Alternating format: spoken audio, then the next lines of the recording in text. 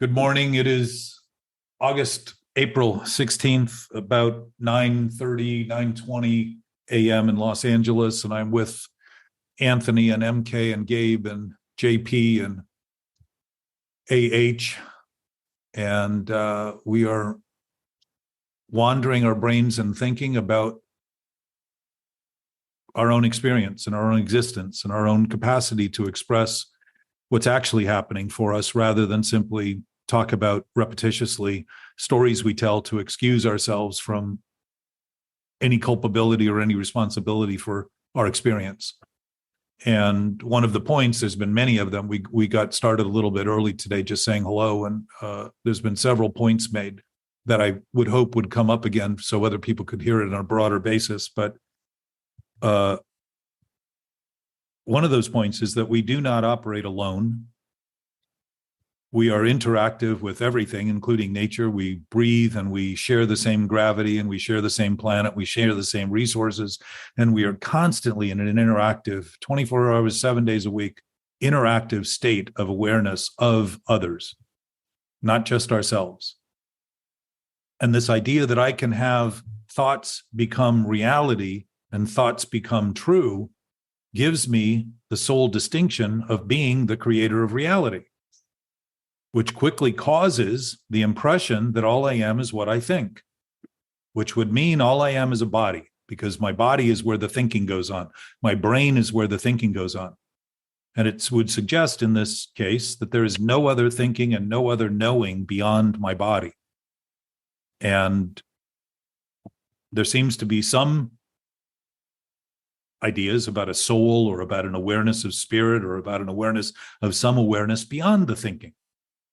And I would suggest that to consider that the actual essence of our existence is to start to see that we have enormous capacity compared to the thinking we do.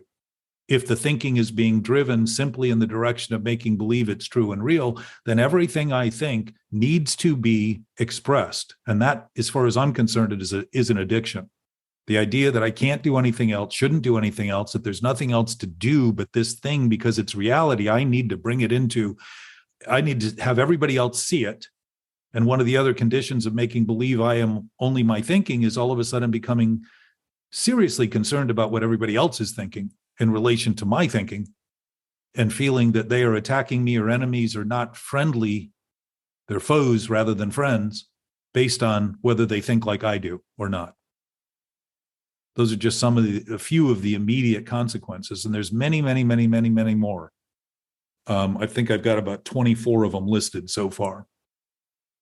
But this central issue, if rather than look at each thought individually, we start looking at thinking collectively, not just my thinking, but our thinking, it's easy to start noticing that if we're doing something on a collective basis and then we start talking about it on a collective basis, we may have a greater chance of having an impact, because we're going to see, and our perception is going to change, because we're going to start seeing with perspective things that are much more profound than the circular thoughts that go on in my own head about my own thinking. It's going to become obvious that other people seem to be doing this too. If they're doing it, maybe we're all doing it.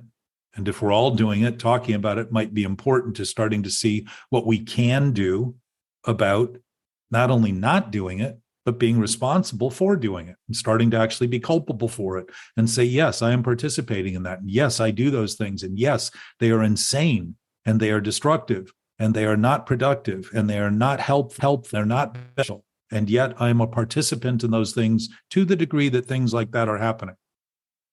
And shift the focus a little from the individuation of this and the idea that it's all about my thinking and stopping it for me and my problems, rather than see that we've all been witness to many problems and had great compassion for things that we haven't been very good at expressing because we've been so busy preoccupied with the idea that it's all only what we're doing. And I would say, in my experience, I was very ashamed, and I developed an idea of being more shy than I typically am, while actually acting more brash than I typically would to try to compensate for it.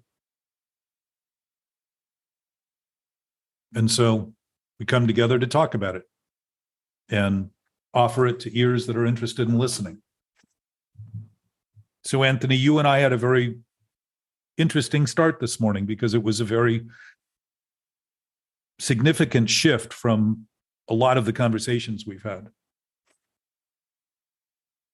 And I appreciate that a lot. I appreciate being involved in this very much, which is why I continue to show up every week and talk about it in between the Sundays with whoever is interested in communicating.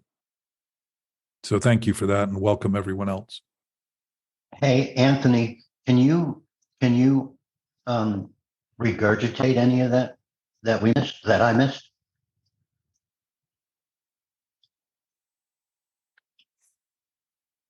You there, Anthony? You've got to unmute Anthony. He may have taken a break, John. I was looking back for the logo to click back into, and sorry about that. The icon. I was talking about, I'd rather have it turned off, but it's just I started it off by saying that because Jack said, "How are you doing?" And I said, "Well, if you're really looking at everything honestly, I mean, I really don't know. It changes, but also you start to see stuff that's just not right. I mean, if you're really being honest, and it's not a good thing. It's not like you feel happy about it." So I was in that little bit of that mode. And Jack said, "Yeah, if you're looking at it honestly, it is kind of a little bit shocking, right? Because you start saying, I've wasted 30 years of my life chasing after certain things, thinking that was so important. And then you start looking at it going, maybe that wasn't the right thing to do. Maybe I could be so much farther ahead if I would have just gotten away from that, not wasting time." And then Jack said, "Well, you're still going to be in the same spot." So that is true. Which is here right now. So a typical way to also look at that, Anthony, is do you think doing that for another 30 years would help? Definitely not.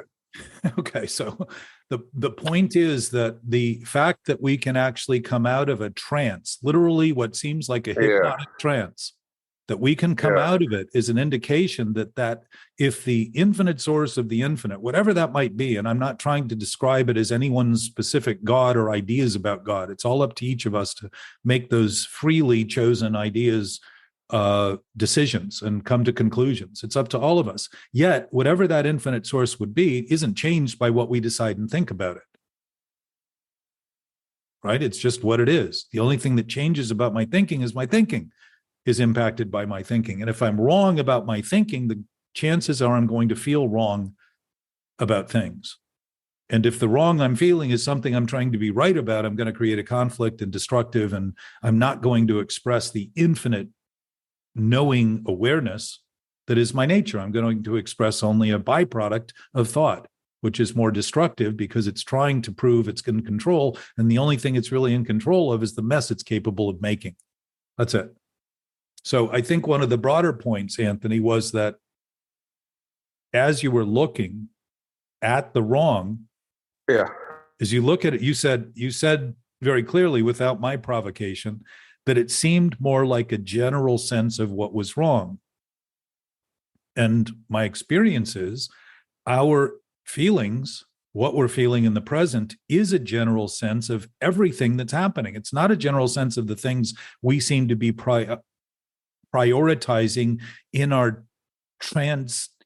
in this sort of trance that we're in, this fixation that we're in over the one thing we think that's wrong, or the thing we think that's the most wrong. And if that thing gets fixed, everything else will be okay. But after years and years and years of trying that, nothing else has ever been okay as a result of fixing that one thing, because something else always seems to take that one thing's place very quickly. Because the issue isn't being dealt with as broadly as the experience is being given. And the general experience of feelings in my experience is that they're telling me the sum total of everything, that 30 years you spent doing whatever you did, is right now here as the sum total of your experience right now. And the question is, do I want to continue operating on that basis, or am I willing to start sincerely, genuinely, honestly, proactively looking at what's happening as what's happening, rather than as I think it should be happening, as I thought it would be happening, as I wished it would happen, or any of those other conversions of thought that I imply in them.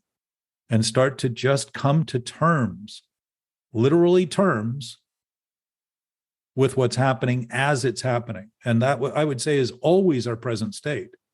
We're always doing that, making believe our thinking is so profound because we believe the thinking is true.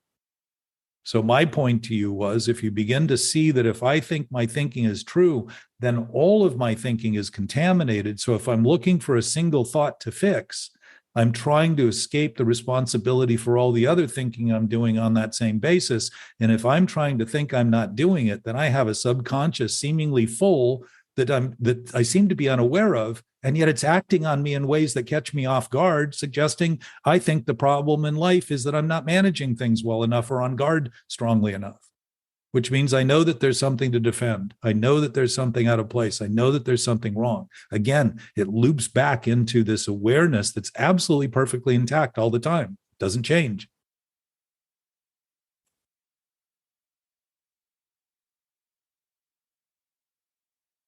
The difference is we can make believe a problem at a time is going to solve the problem, or look at the problem as something as pervasive as everything that we're thinking that isn't true. And then I like when Arliss said, he goes, I made a special trip over to help somebody out, and then I had to bite my tongue for not chewing him out, yelling at him. It's kind of part of that point, since nobody else heard that other than those of us who were here, was that when the proactivity ended, when the job ended and his focus was back to just not having anything to do immediately outwardly, thoughts started to occur to him that weren't as kind as perhaps the expression of his. I mean, you can certainly speak to it better than I, Arliss, but I think it's that transition into finding ourselves back to our thinking when in fact the work gets done. It's easy when we're engaged one-on-one doing something to be fulfilled because the fulfillment is being expressed by the action we're taking outwardly. Well, I would say in my experience of that, and as I'm listening today, I think the actual term thinking has to be defined. Yeah. In terms of what it is that my brain is doing from time to time, because one could say that thinking is happening in real time, but it is concerned with the past and the future. The energy largely is, even if I'm sitting there going, well, I've got to miter this joint, I've got to get it, and that, I think, a real-time problem that, I'm engaged in, which is I've got to get the angle right. I've got to set, my saw up correctly. I've got to do these things, and I'm generally operating in the present, or I'm going to cut my thumb off, So I'm generally operating in the present with the idea that when I finish this, it will be a joint that's worth repeating, 4 times if I'm making a picture frame, for example. The problem about thinking and not defining what that is that to me is simply problem solving. And in the way of being with in my situation this weekend, where I was just problem solving relative to actually a goal that someone else had presented to me. So I was helping them. And so my thinking was sort of subordinate to the act of helping, which is, this is not necessarily my idea, but I am trying to help them solve it in terms of how they define the problem, which is basically moving one person from one place to another, and all the attendant things that have to be done. Things have to be canceled. Things have to be started up. People have to be spoken with. It was all about this task that I had willingly engaged in. And I felt a certain freedom in that, because I was constantly referring to him and saying, is this helping? Because it's an entirely different thing to say, I'm here to help, and then tell them what the help is going to look like. You might not think this is helping, but by God, it sure as hell is, And so I have to also go another step further to watch my thinking in terms of what I think about help rather than rendering help. And so I guess my experience was, at the point that my rendering of help stopped, which was the task was over and we were sitting there, something was said, some action was taken that was outside the purview of that, and I had an opinion about that, which caused me to feel generally what you do is, since it's your own opinion, you feel proprietary about it. You think, well, this should actually come into being if you're not paying attention. But all thinking has something to do with the past and the future, it seems to me. Even though it's happening in real time, it's still this kind of thinking we're talking about is basically, I'm making an educated guess about what's about to happen based on my experience as I remember it from the past. So I'm going to get on top of it. I'm going to solve it. I'm going to be ready for it, which is often where I get into trouble, is the idea I got to get ready for what's about to happen. And rarely am I going, I got to get ready for something wonderful. I'm usually thinking I got to get ready for a tragedy or a catastrophe or a car wreck of some kind. And this is all caught up as I'm listening today and operating out of my experience. And by the way, I should say, I got on today because I have to speak in about 15 minutes. And I realized I'm out of ideas, which is basically a good place to be. Yes, it's the wellspring. It's actually a good place to be. But I am fascinated more and more and more because of my recent experience and the difference in it now, even a year ago. I don't think I possibly could have been as useful this last weekend a year ago, because I would have come in, I'm going to solve this, goddammit, and I'm going to do it the way it needs to be solved, and I'm going to demand that everybody do exactly what I say, as if I were, issuing orders to a battalion or something. And there was a war on, and,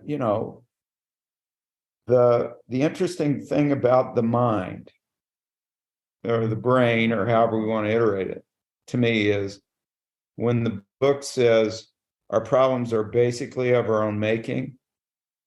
I love that sentence, because what it's saying is at the base building of the problem, we are making it. We are making our problems. We are creating our problems. That everything is just circumstances and people. And then we take that and we make our problems. And that's certainly true of any active disorder that you might want to say, or addiction or whatever, is the inability to see that I have created this based on my judgment, estimation, any of it. And it is absolutely fascinating to me. And when it stops being fascinating, it can be a reality. When it's fascinating, I'm questioning it and I'm looking at it and I'm saying, wow, look at me go. And so I'm grateful for this today, particularly in light of the fact that I'm meant to go. Sometimes I forget it's not as complicated as I'm making it. Well, Arliss, in relation to a couple of the comments you're making, which are all beautifully stated, my sense is, and this is just something to contemplate during the week and consider, is that there is no story in the present, because the present is in fact an infinitesimal time frame that isn't even in time, because it's so small it can't even be calculated. There can't be any beginning and end to something that's always new. So it's literally that what you're calling, and we refer to as real time, there is no time, which is very interesting, because it's so infinitesimally small it can't even be calculated. Like in mathematics, a point technically can't be made because it covers the point of other points. You can't get it small enough to be small enough to keep from obliterating another point, so it really can't be made. So in a way, there is no narrative in the present. It's always about the past and future. And my sense is that fear that you face, if the present is all-knowing, if the present is omniscient, if it's omnipotent, and we're making believe thinking is our only source, we naturally feel that what's going to happen next is horrifying and is a problem. We know it, because we know that all we're dealing with is our past experience, which is obviously limited compared to something infinitely knowing. And in the face of knowing the infinite, which we must, if we actually do, we must know it, it would be obvious that this is obviously less than, not the best we could be doing. And all of those things would reflect in a feeling that we think of as something we need to get rid of rather than notice. It's actually giving us very good information about the place we think we're in, not the place we're actually in. It's actually just telling us about our thinking. And it's very interesting to the point that we were talking about trying to create. Thinking is reasoning and reflecting, right? It's literally an awakened meditation. It's a contemplation. We're always contemplating. And my sense is thinking is only opinion. It's never true and it's never real, because if it is speaking truth in reality, it is speaking about something that currently exists regardless of whether it's spoken of.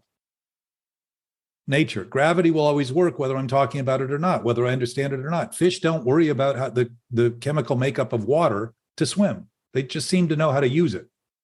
Why? Because they're designed for that. That's part of their natural design. If we're in the present dismissing the bounty of our nature in the name of thinking the past and future has some hold on us, it's thinking that's giving us that impression, not reality and not truth, because we have become the creators of reality and truth. Now, interestingly, think about this. We want to claim that thinking is true and real, and yet we want to disclaim any of the things it creates that create a mess, and it almost always creates a mess whenever we act on it. So here we are claiming to be the creators of reality while wanting to discount our involvement with any of the byproducts of it. I didn't do it. I didn't mean it. How did that happen? My thoughts are intrusive. They're happening to me. My thoughts all of a sudden have legs and arms and a whole being nature of their own. They're intruding on me. I'm doing everything I can to discount my own existence in the name of making believe I'm the creator of reality and truth. It's insanity. So these are things not to agree with, have faith in, hope in, nothing. Just contemplate them. Consider them. Consider them in the moment as you watch your thoughts, and you'll start noticing you are absolutely the observer of those thoughts, which means you cannot be those thoughts. You can't observe something that you are because there would be nothing to observe, while the thing that we actually are, we discount because we can't observe it because we actually know it.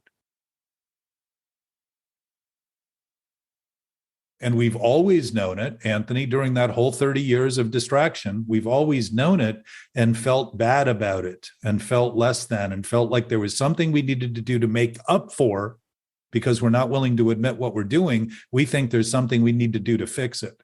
And to your point about help, Arliss, I learned in several instances that the idea I had about help was always helping the self I thought I was and never helping the other person, because I was looking for the glory rather than saying the real help here is letting them have their experience and letting them go through it and letting them learn. Because if we all have free will, I am not going to talk anybody into doing anything they don't want to do, ever. And I can talk and talk and talk and talk, and it's going to be up to each individual to say, maybe it's worth considering these things. Maybe as reflections in my thinking, they're reflecting something that might be worth admitting. Maybe my greater knowingness is giving me this sense of contrast and this sense of conflict. And maybe that is actually my present state. And maybe I can't see it. And if it's the cause, interesting about cause is that very often we only ever feel the effects of cause. We don't see the cause. We don't always think we thought what we thought to create what we created, and want to make believe that what happens as an effect had nothing to do with us because we didn't think it had something to do with us, when in fact, how could it not have something to do with us if we're witnessing it? It would be impossible. I'm going to help that old lady across the street, whether she wants to go across the street or not. Yeah, she wanted to go across the other street. Yeah. So the past and future, my sense is literally a figment of imagination. It's always changing. Thoughts are always changing. Past is always changing. We always tell new stories about it in some way. We're always looking for history to be written in a way that is so definitive that it never changes, and yet it always changes. Whenever I make a decision based on the best reason, it's immediately challenged by more experience and more. The grass being greener on the other side begins to occur when I make a decision, because I start to see how false the decision is in terms of its frailty and its weakness and its potential to be more. So our discussion is literally about functional capacity and starting to notice that dysfunction is obviously not our greatest capacity, but certainly one that we can addictively maintain and promote and think is the only thing we have to do, which would be odd if, in fact, there's any universal or beyond universal infinite source. That source would be our source, and it would be a very knowing source, not in the kind of knowing we think we know, but in a knowing presence that would give us clarity as to whether our thinking was right or wrong, because we would have a contrast between that absolute nature of peace that's always present and the interreactiveness that we're causing in our own thoughts and our own interactions with other people, and making believe that we're alone, all that stuff that we develop to give ourselves the chance to hide what we're doing because we're actually ashamed of it and feel guilty for it. There is no guilt in an absolute knowing source, none. There is no shame. There is no consequence. There is no right or wrong. There is no perception. There is no fault. There is no blame. None of it. Those are all byproducts of thinking. So if reason is one of the functions of thinking and we're unreasonable in our thinking, that is dysfunction.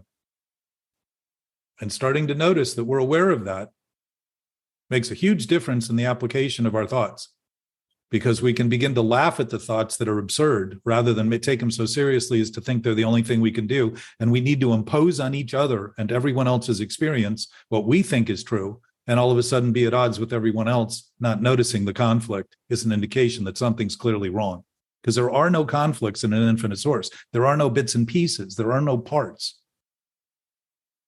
It's something beyond the ability of reason to comprehend, which is why intuition is defined as knowledge beyond reason. It's literally without thought, without understanding. You don't need to understand any of this to know it. You don't need to think of it to know it. You don't need to reason with it properly to know it. But if you employ those things on the basis of that knowledge, our physical capacity in this human experience is profoundly impacted by starting to do things we would never think we could have done, because we're not relying now on this culmination of thinking and thinking and thinking. We're starting to actually express this knowing nature that is beneficial and loving and caring and considerate by nature. It's just generous. It's ever giving. And that, I would say, is real help compared to this kind of feigned help that, I helped a guy so much that he stabbed me 4 times when I stopped, which I learned a big lesson about help. Because I was the one screaming for help.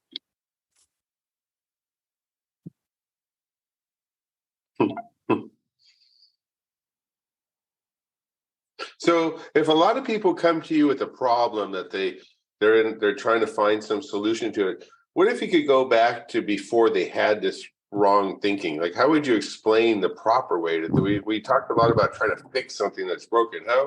How would you start if you had somebody fresh with their thinking and explain the proper way to just see what's really happening? Is it just that simple? Don't assume anything? Or well, if what you're describing is, you're thinking of it as some other time, you're describing this moment, because if it's a problem at all, it's being created in the moment, because the moment doesn't have any problems.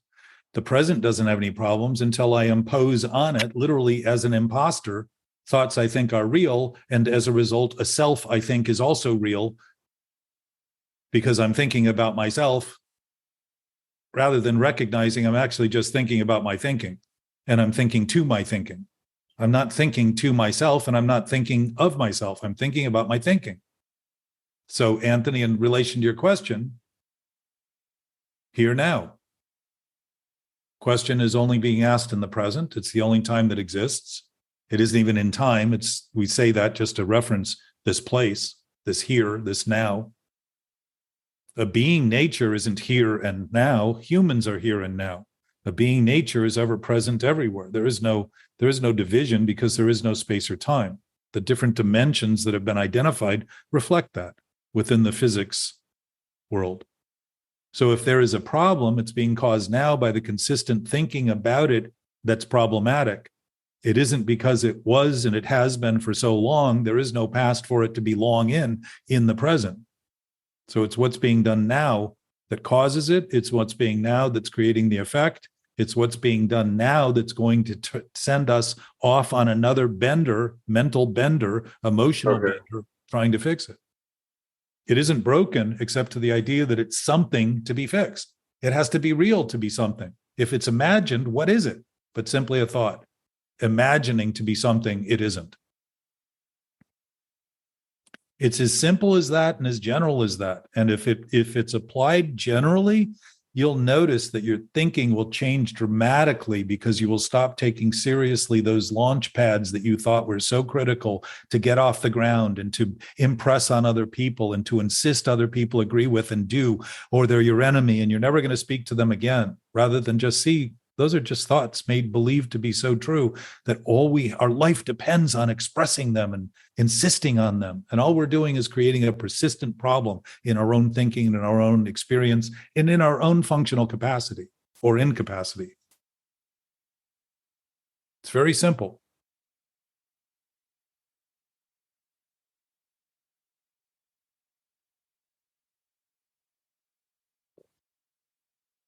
And if there is any past, Anthony, it is in the present, because it is right now is the sum total of everything that's ever happened. If somebody dragged a rock across the desert, that indent is still there unless it's been blown over by sand in the meantime. But that sand would be affected by it. All the current consequences and circumstances are reflecting everything that's ever happened. So if there's any past to deal with, it's always in the present. If there's any future to deal with, it's always done in the present. The future is never the future when it's present, like now. Nor is the past. It's a thought. They're thoughts. They're imaginations about what happened. And what happened, if everything that's happening right now is happening, that means that to actually tell the story of the moment would have to include everything, to be honest. And I mean every single little interaction of everything going on, rather than simply state the sum total of everything is happening. So one is impossible, the other is very possible in its simplicity, just acknowledging that what's happening is happening. And it's the sum total of everything that's happened, that everyone's ever done, not just me. It's not just my experience, it's our experience. And if we're thinking divisively, it's because we think we're separated, we're apart. We've created ideas that have no basis and are making believe they're true and real. What greater consequence would we have than feeling disconnected and apart and lonely and alienated and not belonging and fighting for a place all the time, trying to belong, trying to find a place to fit? Empty thoughts fit into emptiness. They fit perfectly, but they have no functional potential or applicable purpose, except to point to the fact that we're wrong. We're thinking something that isn't right.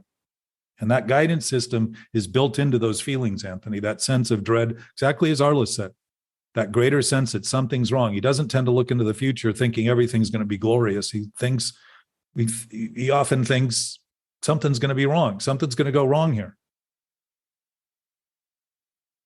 It's based on wrong thinking. It's such a level that culturally we've been doing it so long, we think it's normal, which it is not. It is abnormal. And we think it's usual while it's unusual. And we think it's healthy while it's unhealthy. And we've come to take for granted that disease is natural and healing is not. And this is a collective thing we're doing, not something I do alone, not something you do alone. If we're doing it together, we're doing it because we haven't been willing individually to speak honestly to our experience that would relate to everyone else's experience, because we've been so busy trying to identify our problems as so unique from theirs that they just don't understand us. They don't see us. They can't understand us. They're never going to come to terms with us. And I can't have anything to do with them. Those people. Those people happen to be our people. Just like nature happens to be our nature. It's here to serve us. We're here to serve it.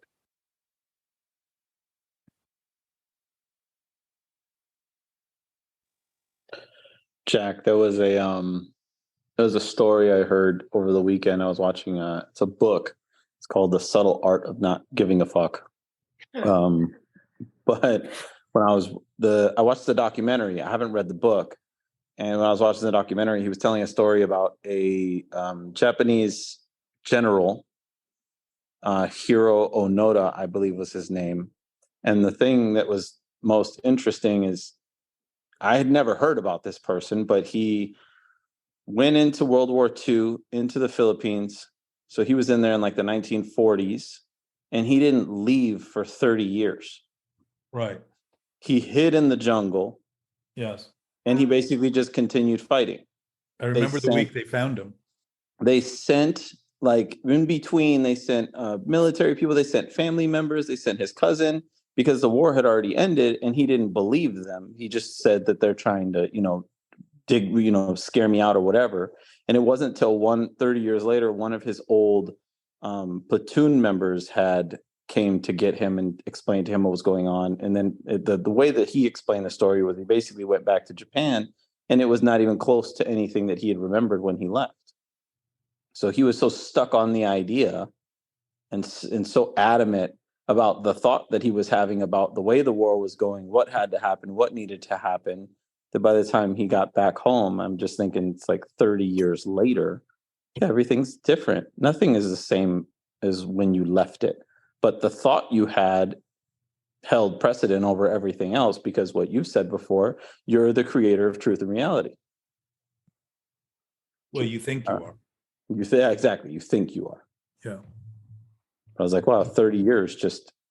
Well, and Anthony, to your point about feeling like you wasted 30 years, you actually accomplished enough to begin to come to terms with the fact that you are where you are, and you're starting to see it. And I noticed even in our discussion, your cadence and your tendency to interject and speak, to almost pick up the last thought you were talking about, regardless of what was said in between. Yeah. You were actually contemplating and saying, wow, and noticing, as you said, that it all of a sudden felt disturbing.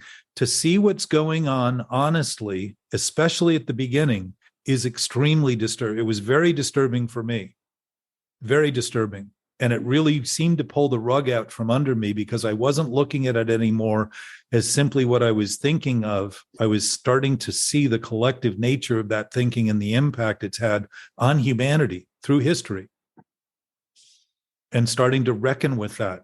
And it's very disturbing. And the fact is, if something is disturbing that I'm looking at and I am disturbed, at least I am aligned with that and not in conflict with it.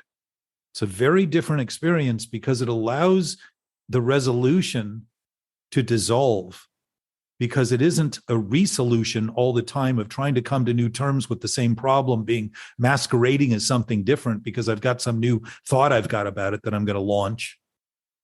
I'm starting to actually come to terms with the fact that the absolute nature of knowing and awareness doesn't change at all. What could be simpler and less complicated than something that never changes? And yet we talk about complication being so difficult. It's not that difficult. It's difficult because we think it's difficult, because we don't think of it as it actually is. We think of it as something happening outside of our control, when we're the masters of creating it. That's what we've mastered, not reality and truth. We've mastered a complicated version of it so that we can hide in the camouflage of all the variations we create and make believe that somehow or another, someday we'll be able to come out of the cave that guy hid in, and finally discover the reality we thought was there the whole time, when in fact, when he did and noticed what was happening in Japan, it was nothing like he imagined at all.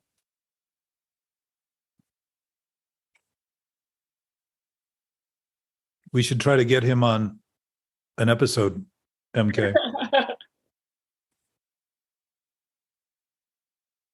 Because imagine coming out of that after 30 years and realizing that nobody was thinking the war was going on but him. I mean, maybe there was another person, but for the most part, society in general got back to business. I was going to say, you could probably talk to any one of us. I'm sure we've been holding on to something for 30 years. Precisely. This is exactly the point to Anthony. He was saying earlier, how could I do something for 30 years and not feel regretful over it? And the answer is because that's what it took to get to the point where you realize you do not need to do it another 30 years. The awareness of something infinite, if it's fully aware in terms of our thinking experience, and I would suggest I've got some distance to go in that regard. I work on this all the time and still notice thoughts that come in and ideas I have, especially in relation to circumstances that are happening that seem to be things I don't want to be happening and I wish weren't happening, and all that kind of stuff that goes on in my thinking. That obliterates to a degree my experience of a knowing nature, but it does not obliterate the knowing nature. It just obliterates my experience of it because of my own preoccupation with the conflict that seems to make so much sense that it makes no sense at all. And yet I seem to be bent on continuing. And I would say bent is a good direction if you're trying to go in circles. But don't we do that because of the familiarity of the conflict? I think we pretend that it's comfortable because we know it, but it's like one of Katie's sponsors said, if the diapers are dirty, take them off. Mm. Why do we get used to something that's uncomfortable if we didn't have some fascination with the control, thinking someday if we hold tighter, it'll work out. We'll figure it out. We'll get to the bottom of it.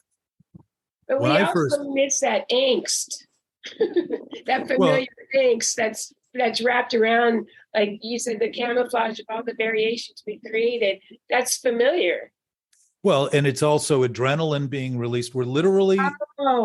Sorry, I forgot about that part. Yeah, but you're speaking to it. We're fascinated by it because we can trigger our own chemical factory to produce chemicals to give us impressions in terms of feelings, to give us excitement, to give us this fascination that we have, to give us this idea that we're really in control. And really what we're controlling is it's kind of like having a lot of food in the refrigerator and just throwing it out the back door and wondering why the kids aren't eating. We're using it up at points that we don't need it for imagined emergencies and imagined consequences that are literally being driven by thought, when in fact the circumstances around us don't warrant it at all. And when they do warrant it, we generally don't have it. And it's one of the reasons my suspicion is we have if you think of the drugs that are given to try to replace serotonin and dopamine and all these kind of things, those are the drugs being used up by this chronic nature of stress that we're imposing on our body and undermining our bodies to function on a healthy level by creating the dis-ease and undermining their ability to function. So they're dysfunctioning on an unhealthy level on a more common than recognized basis. And I'm certainly witness to that. I had a huge flare-up with uric acid or something that has one of my knees twice the size of normal. And it's been very painful for 2 or 3 weeks. And the other night as I went to sleep, I couldn't sleep. And I noticed how much I was fighting the pain and just resisting it and arguing against it and talking about it. And I thought, wow, I'm doing everything I can not to have it happen while it's happening. And I started to just embrace it and say, it's happening. It hurts. And lived with that. And I fell asleep for 4 hours. And I don't tend to sleep for 4 hours. I get 2 hours at a time generally. And all of a sudden I was sound asleep, simply conceding it. And the pain didn't bother me as much. It was there, but I wasn't in conflict with it as much. And pain is a great thing to use to justify having nothing other than to do but to fight it while it complicates it. The pain gives us a hit. You mean the adrenaline hit? Yeah, man, it gives us a hit. Gives us that frontal lobe thing. It moves it over to the frontal lobe. We get a hit. Like if I'm in pain, I'm in touch with myself. I get a hit. Yeah. That's why you remain in pain, because you're looking for the hit. Well, and the pain only comes from the thinking about a self that doesn't exist as being the only self we are. There is no pain I talked earlier about the infinite. There is no division in the infinite. There is no shame and guilt. There is no pain in that either. None, absolutely none, since there is no conflict. The pain comes as a warning sign something is wrong in the bodily system. And what's running the body but the brain? Yeah, but it's like being allergic to popcorn, and then so you eat popcorn and you get a hit. Well, that's describing addiction too. Yeah, but it's an allergenic thing, so you're into it, Well, what's interesting is about allergies is that people, for instance, who have peanut allergies, that tends to choke them. Their throats get swollen. People who have those kind of allergies where the effect of the allergy isn't good, doesn't feel good, tend to not eat peanuts. But when we get a hit that gives us an impression of something feeling good, like alcohol would be a good example, or drugs, it gives us the impression we're better than we actually are. So we do more of it trying to fix the problem, while it's the problem in the thinking that's being overlooked because the effect is being seen as the cause.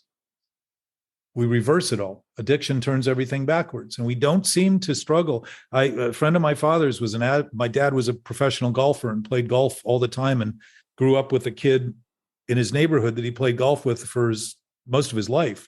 That guy had a bee allergy. When he went playing golf, he did not go in short sleeves and shorts, and he was ready in every respect. He had nets for his head and everything he could to keep the bees away, because he knew if he got stung, it was a life and death situation. Yet, again, when we have an allergy and it feels good to treat the effect, we're all in. Because the cause, all of a sudden, we're doing exactly what we're doing with our thinking. We're thinking our thinking is true and real when it isn't.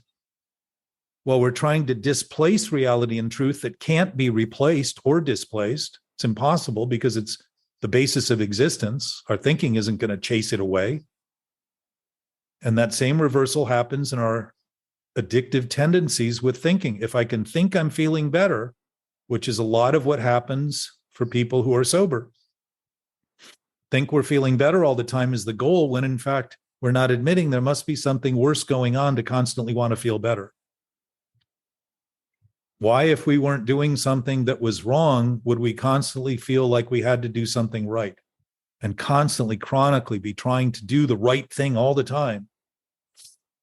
It's pretty consistent with making believe that the source of the solution is never doing anything wrong, rather than beginning to concede the wrong we're doing, putting it to rest and not having that conflict, eliminating the conflict completely, noticing that as we are facing it, if we face it honestly, it has no impact on us at all. And we're certainly not going to claim it has its own legs and arms and body and soul to attack us and cripple us and hurt us and harm us and attack us.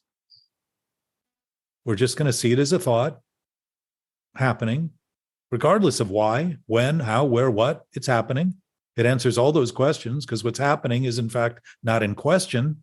So I don't need to know why, where, what, when, and how. I don't need to get into this endless quest which humans have been on. And apparently we've never had the question answered. Why are we here, we ask? What are we doing? What are we supposed to do? Well, clearly I don't think it's fight and kill and maim and harm and oppress and suppress and do everything we can to make believe other people are worth less than we are. I wouldn't think that would be the high point of reason. Just a suspicion, could be wrong.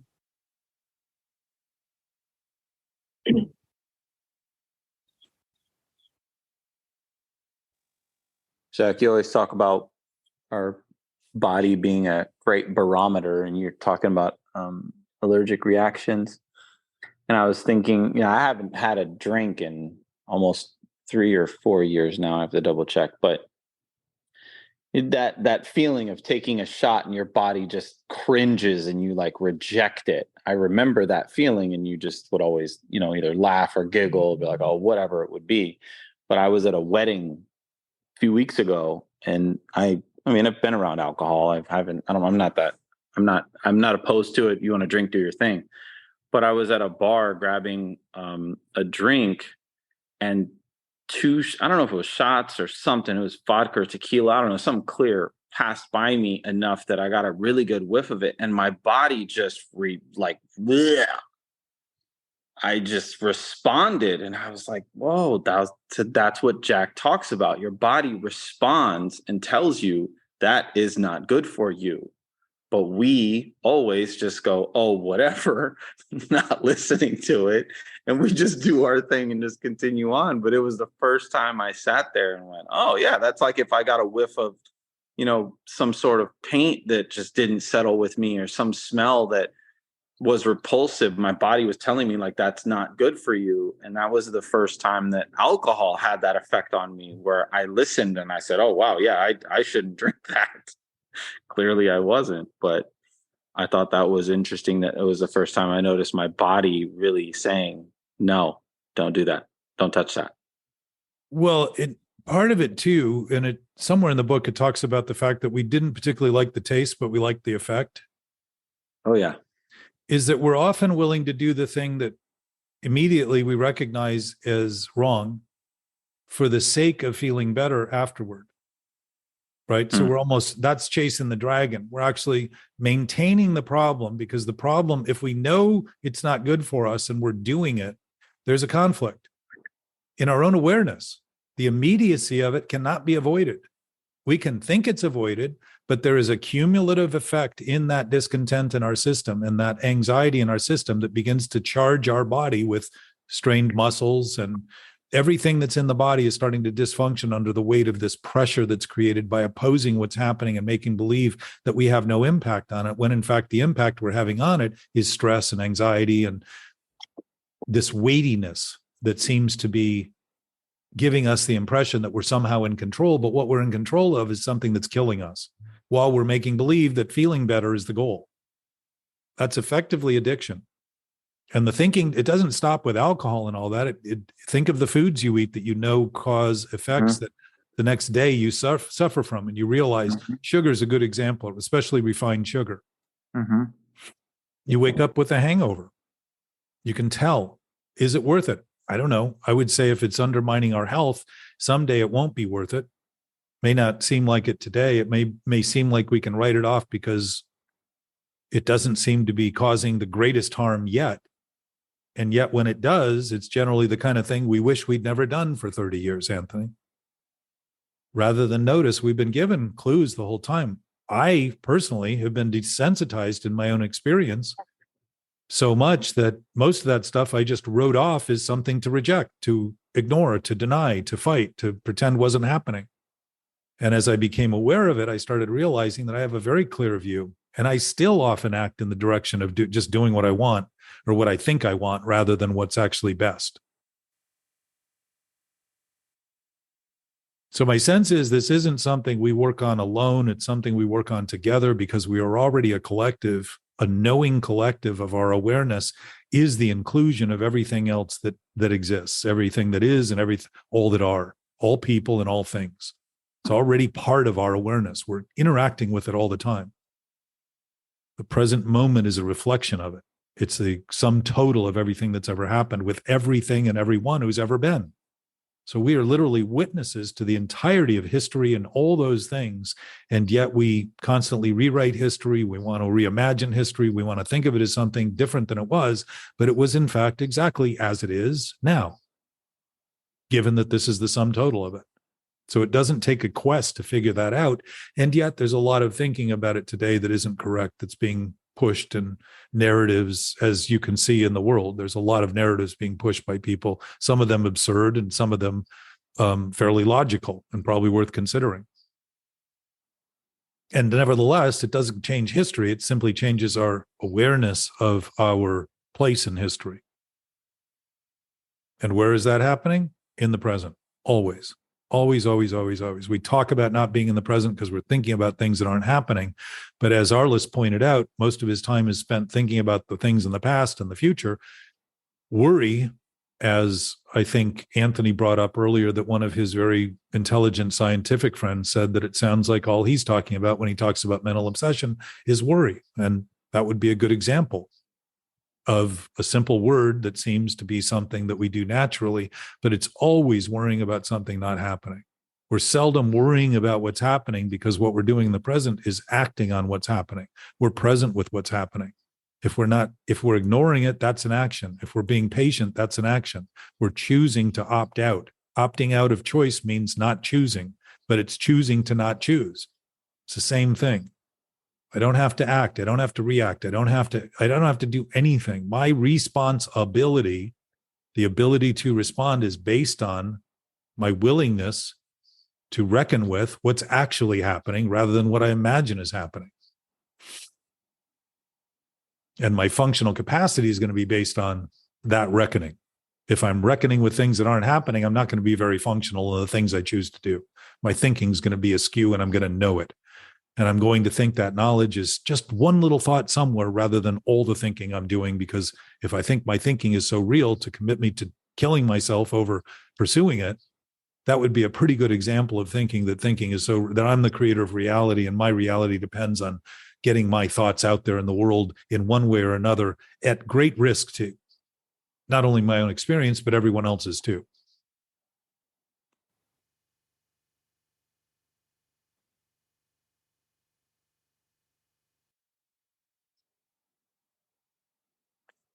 Deep breath.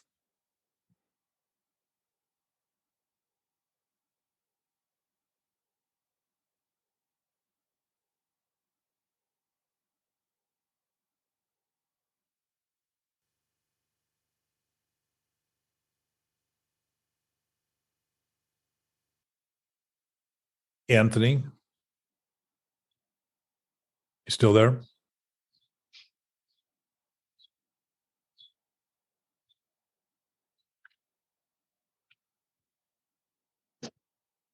He might have stepped away. I just had my mute on. Okay. I listened back through your father's, I guess it was a recording your sister did of him. My brother's daughter. I see. So his granddaughter. Yeah.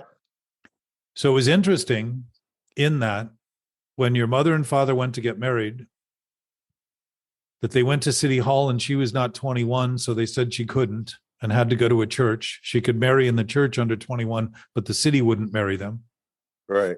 And she said, well, why go to a church? There's as many synagogues as New York. Why not find a synagogue? And they went to one where the rabbi said, sure, I'll marry you. And Right. the dad said, but I only want it simple. I don't want the whole thing. I don't. And the guy said, well, then I won't do it. He said, you either come here and do what we do or you don't do it. And it turns out to be that there was only one day a month that they did weddings. And that happened to be the day that your mother and father walked in there. And I thought of the synchronicity of that whole evolution of their relationship evolving, which he discussed, and how they met, and how simple it was. He just liked her. He thought she was good in conversation. He thought she was intelligent, and he just liked her. And he said she was my best friend. How long were they married? 62 years? 70. 70 years.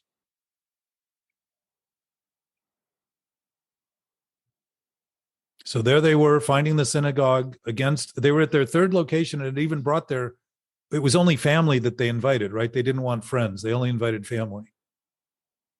So here they're towing the family around, looking for a place to get married, which they thought would be easy at City Hall, and end up in the synagogue on the only day during the month that they actually did weddings.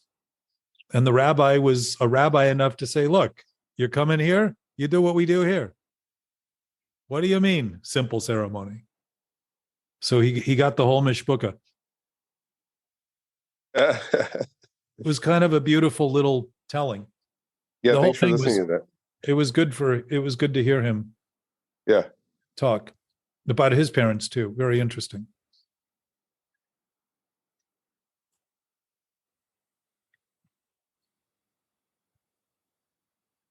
What are you thinking, John? I think that, your question was really good before, Anthony, but I wanted to ask you if Jack answered the question. What was the first thing you said? It broke up the first thing you said. I said that your question was really good, and I wanted to ask you if Jack had answered your question. I'm almost too embarrassed to say I forgot exactly which question that one was. Okay, so the question basically in paraphrase was that if someone said that they had this thing, how would you construct their thinking to be, instead of trying to always bring in like a repair shop, where you fixing broken stuff, how do you make it new where it doesn't have a break? Right. And then you ask Jack to do that. And then I listened to Jack's response. So now I wanted to hear from you. Yeah, thanks. Yeah, whether he answered that or not.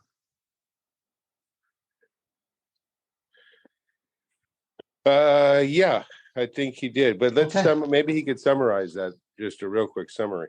Like a No, I don't bullet think I don't think I could go through it again, actually. point?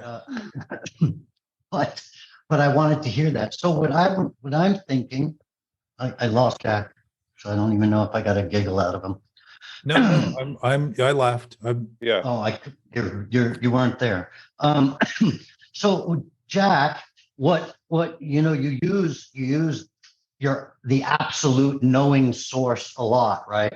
Yeah. So I really wanted to get more of a definitive on it because an absolute knowing source, is your thinking.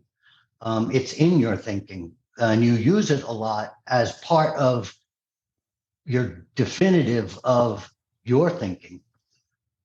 It's in the language of my thinking, yes. That's Yeah. not where it exists, though. It's a reference to something that, if it exists, cannot be defined in words, cannot be referenced. It just simply is as it is.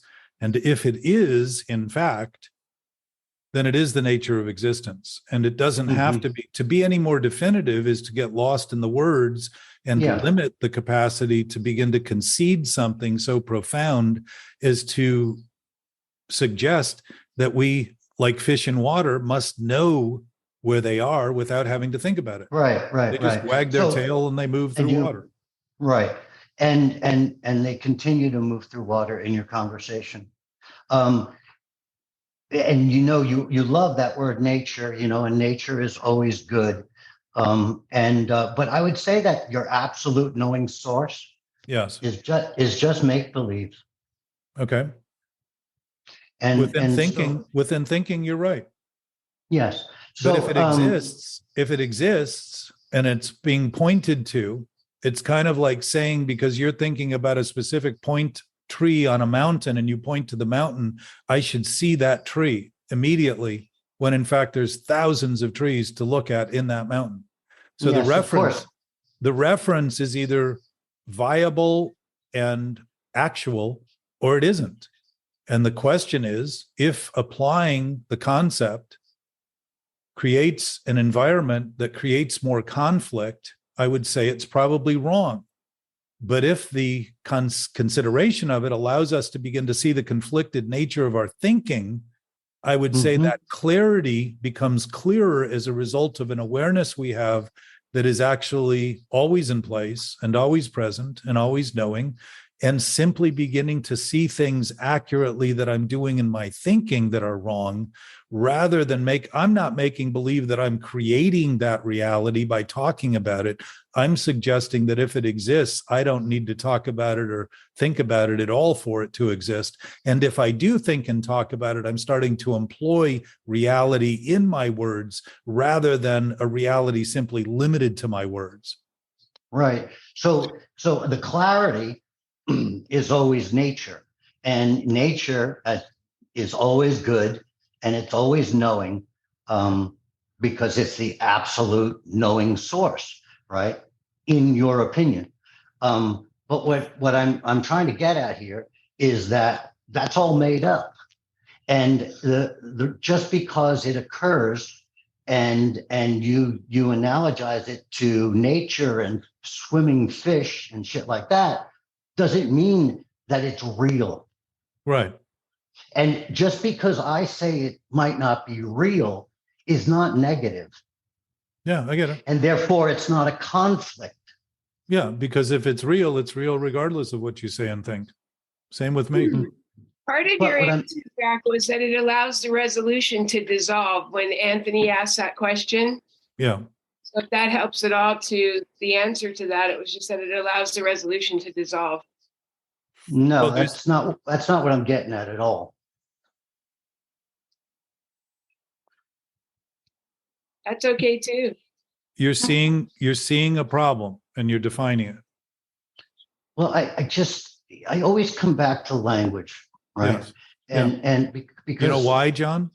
Because you always come back to thinking, which is where language is born. Language isn't born in you're using as much language as I am. I got it. I understand. So what I'm trying, and I know where it's saying, coming it's not a discrepancy, right? I'm not looking for a problem, right? Even though you would say, as soon as I open my mouth, that's a conflict. So what I'm trying to say here is that just because you use words and just because I use words, my words are not in conflict. Okay. And that's my sense. My sense is there's no conflict here. Okay. So do you have mentally obsessive thoughts? Oh, absolutely. But not about you.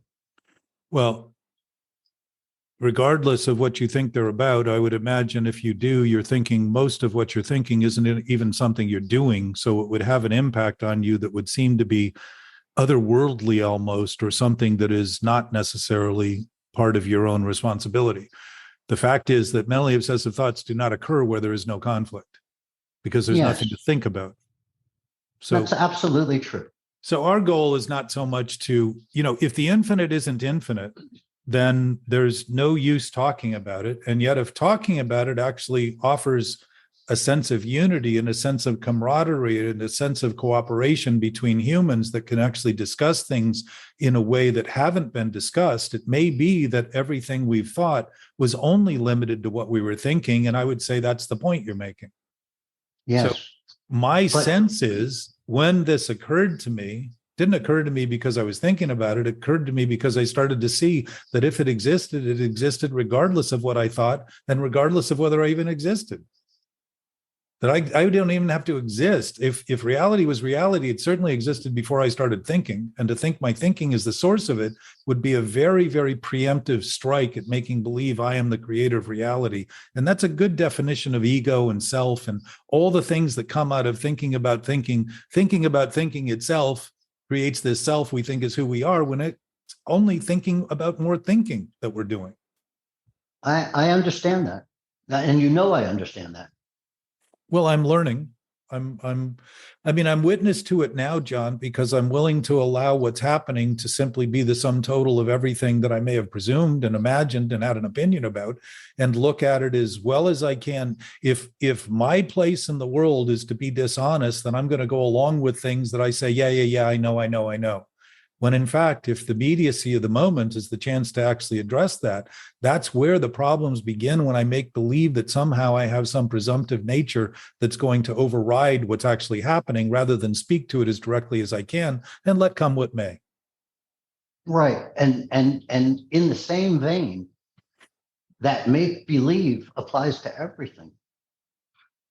Well, it wouldn't apply to something that isn't made believe of. It would, if something's real, it's not make believe. So if what I'm like if I say that I'm in a room, that's a make believe thought. That's a thought I'm making believe, but I'm actually in a room too.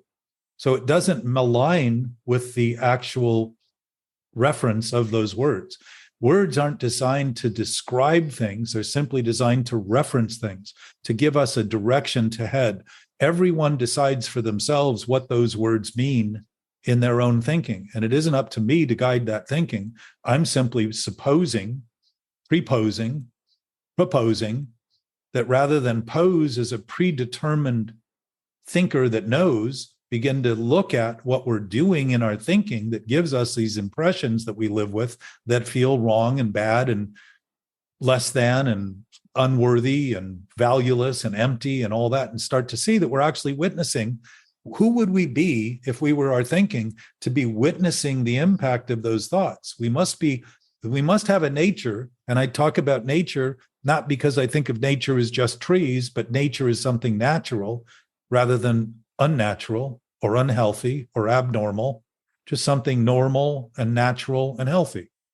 That's it. Yes. That's the distinction. So it would include everything that actually exists rather than everything is imagined to exist. And everything imagined is not a problem. It's a problem when we think it's true and real, rather than reckon with the fact that it's just imagined.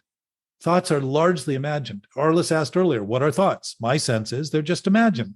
They're things we're imagining in relation to what's happening, and we're doing our best to be conclusive and decisive so we can make decisions that actually apply to get us where we think we want to go.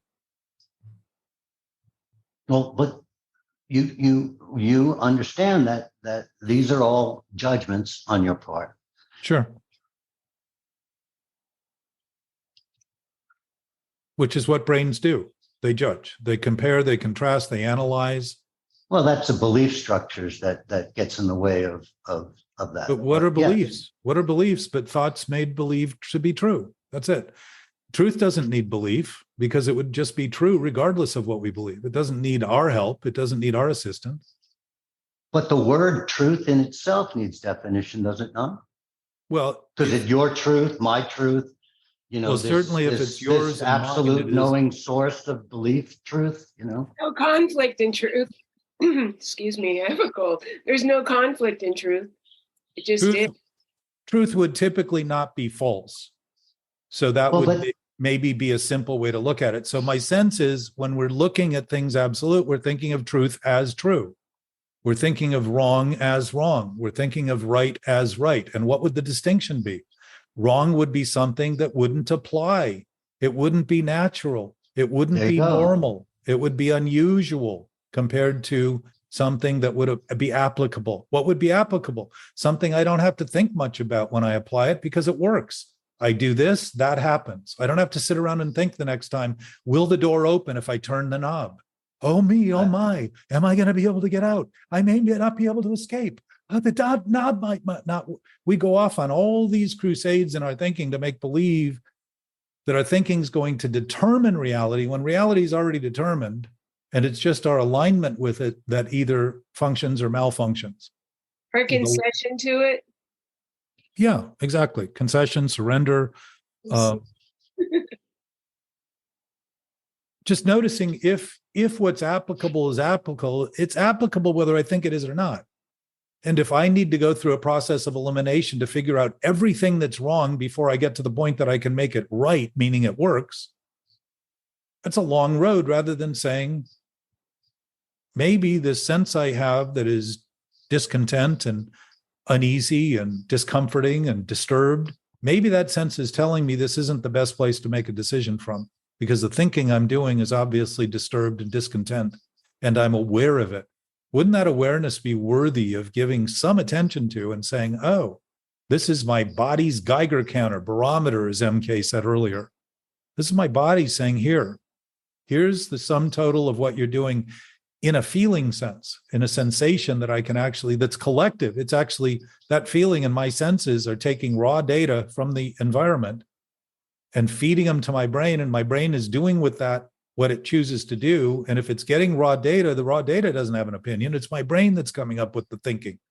And if I feel wrong, it may just be my thinking that's wrong. And maybe if I stop acting in ways that give me the impression that I need to do wrong more and more and more and more to finally surrender and be right once I have caused enough pain, I'll start proactively making choices that work quicker, because that intuitive nature will begin to be expressed rather than the preoccupation of obsessive thinking I'm going to someday get it right within the thinking process.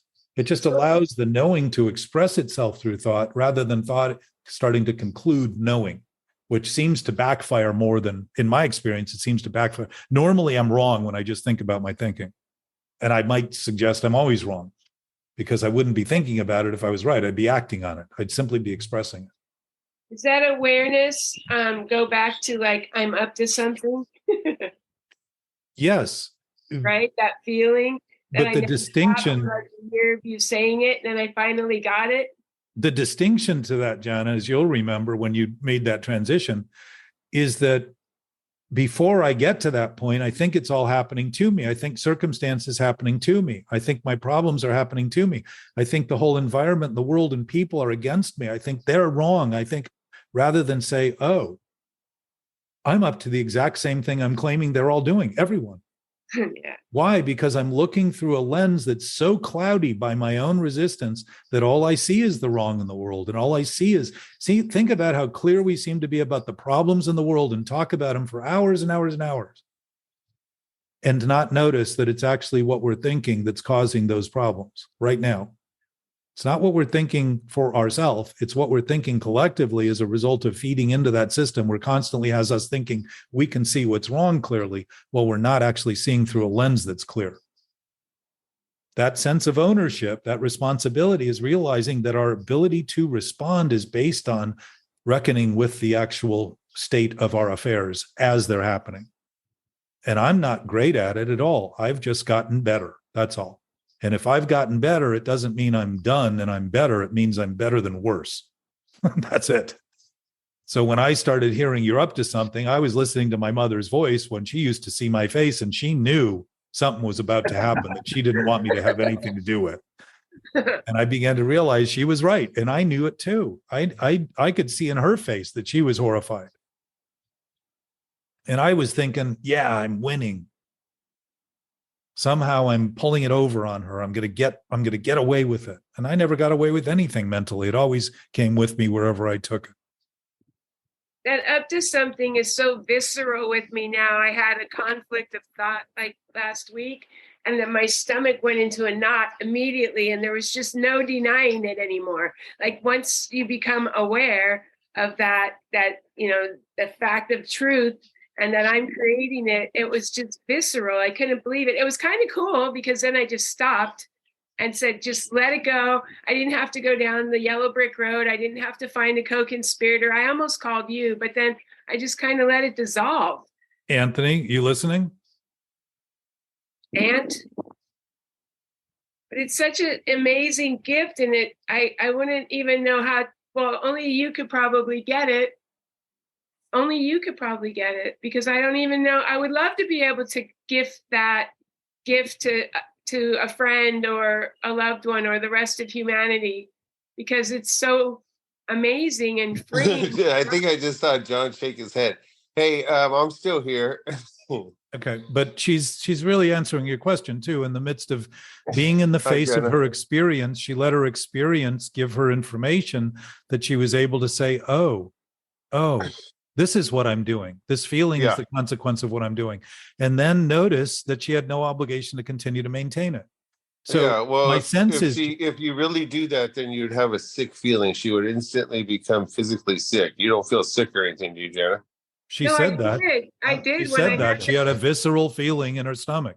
Yeah, when the conflict happened, and it happened because in my own mind, I was trying to defend a stance against something. And I think if there's anything, and I mean absolutely anything that I have to defend, it's less than love. If anything less than love shouldn't even have my consideration, and I should never have to explain or defend, because everybody, and I mean everybody, knows the difference between the truth of what is and if something's right or wrong, or if there's a fair exchange of energy. And this particular conflict, I had some work trade going on, and I was conjuring up in my mind how I was going to explain to them that it wasn't a fair exchange of energy. And I physically had a visceral sick feeling in my stomach.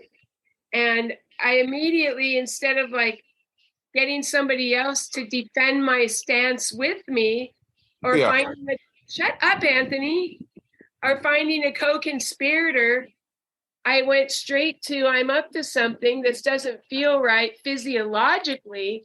So how can I even take it any further in my mind? There was no point. I just conceded to it and let it dissolve. So wow. Keep in mind. What is, oh, sorry. It's all right. I just want to make a couple of quick points. I don't know who was first. I don't care. I'm well aware of that, Jack. So what's his fear of conflict? I speak. A couple of points, Jenna. When during those times you thought you weren't aware, you were also aware. And so too is everyone else aware.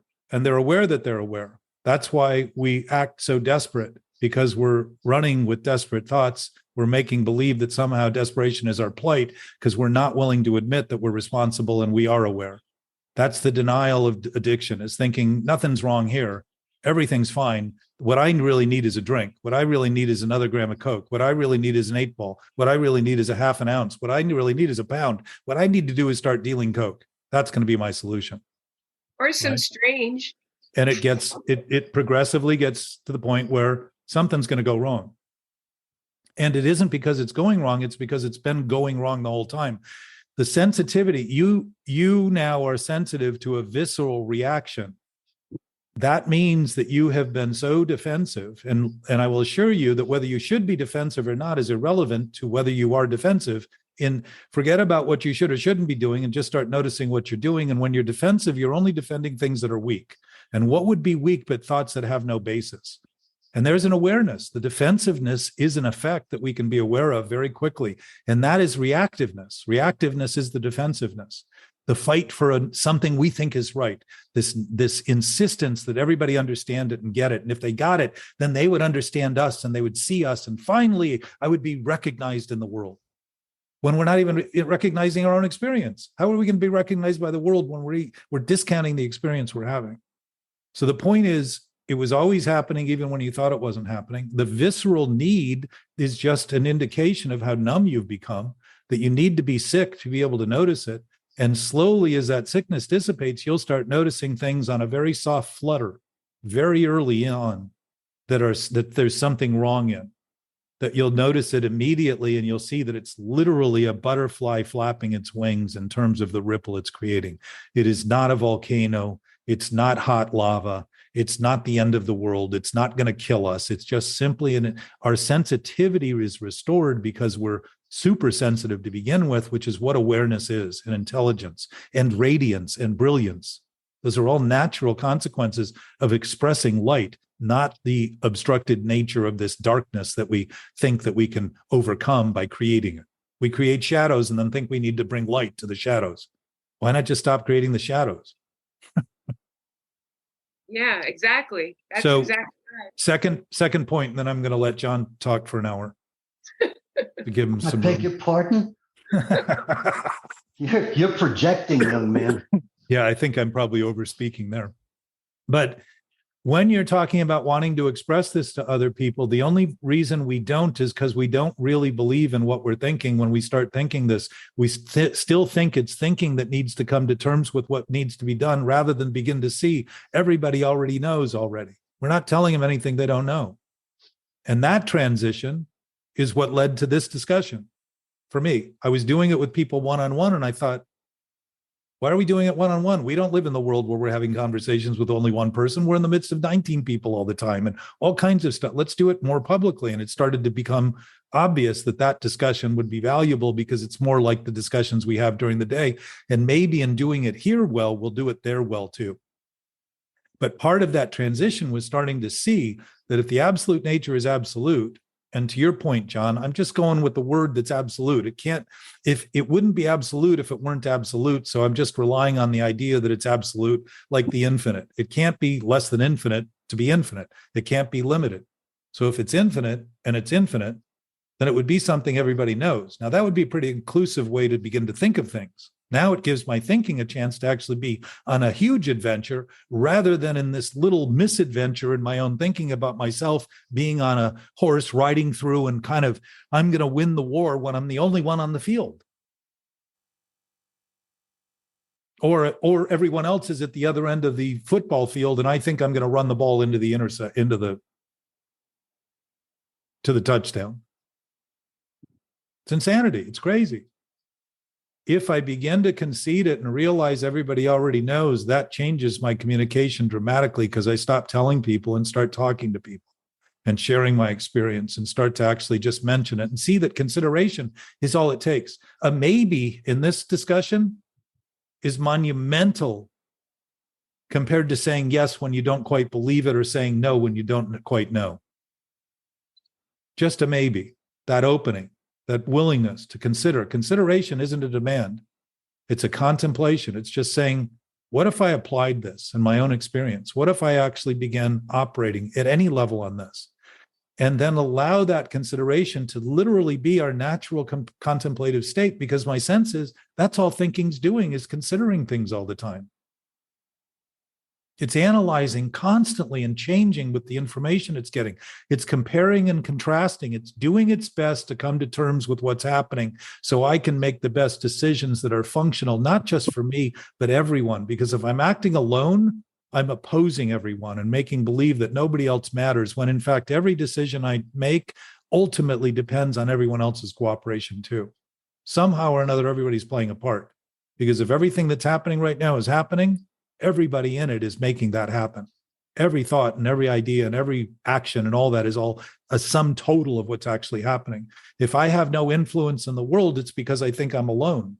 When I begin to realize that even what I'm doing wrong influences the world, it becomes a profoundly different sense of responsibility to start acting in ways that may be more beneficial than simply doing things that look good, that give me the impression that I'm better, that give everybody else the impression that I'm a really great guy when I'm being dishonest about my own experience. Mr. P. So I have a question. So what is this fear of conflict, visceral or not? I don't know that there's any real fear in conflict, but when we think it's reality, we think we're condemned by it. It's just like judgment. Judgment isn't a problem. That's what brains do. They're designed to judge. When I think it's true, all of a sudden I feel condemned by it, and I feel that I need to condemn others for it. That's again showing how thought being true turns what is normal into what is abnormal, and what is usual into what is unusual, and what is natural into what is unnatural, and to what is healthy into what is unhealthy. There's nothing wrong with judgment. Or we would not know how to take a step on a stairway if we didn't judge things. We would not know how to reach our hand out to get the food to our mouth if we didn't judge things. But to think of those things as truth and reality means the only thing I can do are those things. And that's exactly what humans have justified with self-righteous indignation, killing each other with through history and creating problems that they think are solutions. But you're not talking about measurement. You're talking about making a judgment, which is an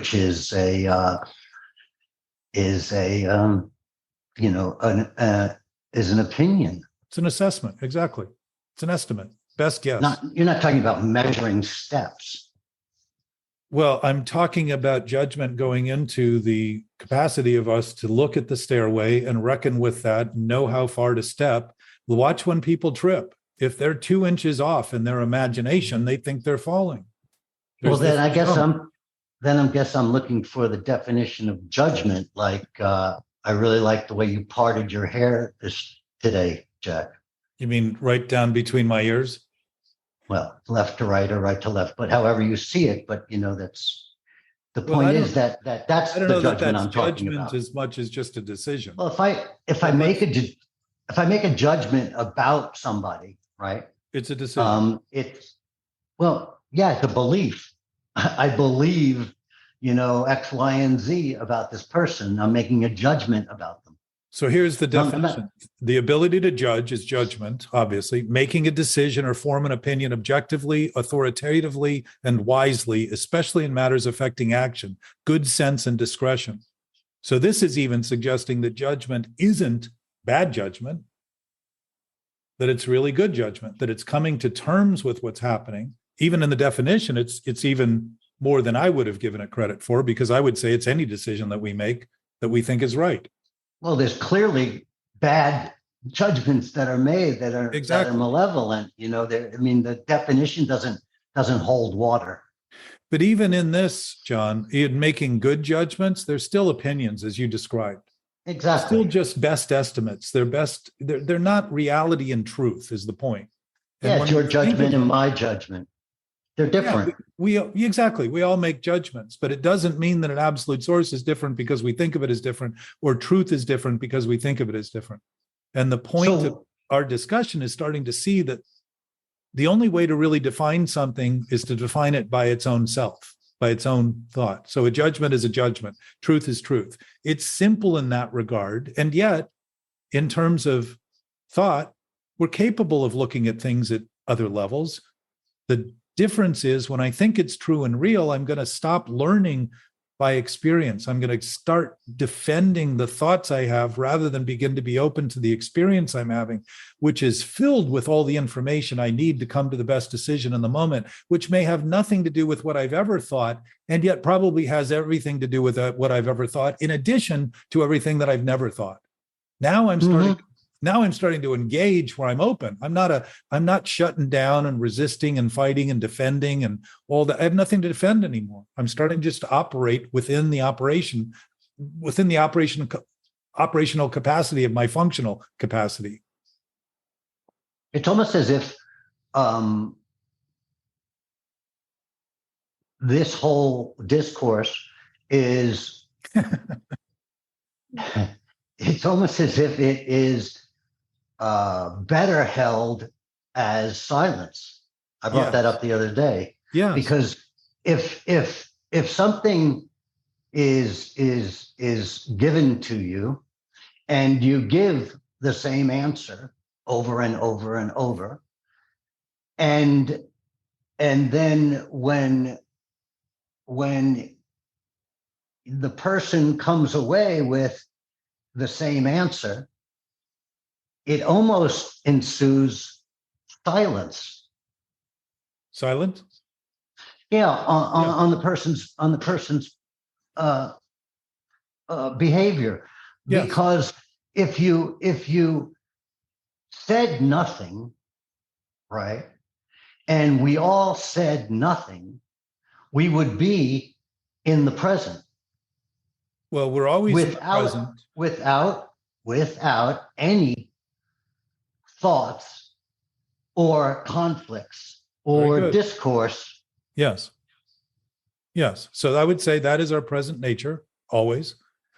And there are no words in it because, as we discussed in the conversation you and David and I had when you brought that up, was that silence is actually, and then I used words to, the voice of that source is silence, meaning there's no language in it whatsoever. There's just a knowing nature that doesn't need to be expressed because it's fully expressed in the present as it is right now.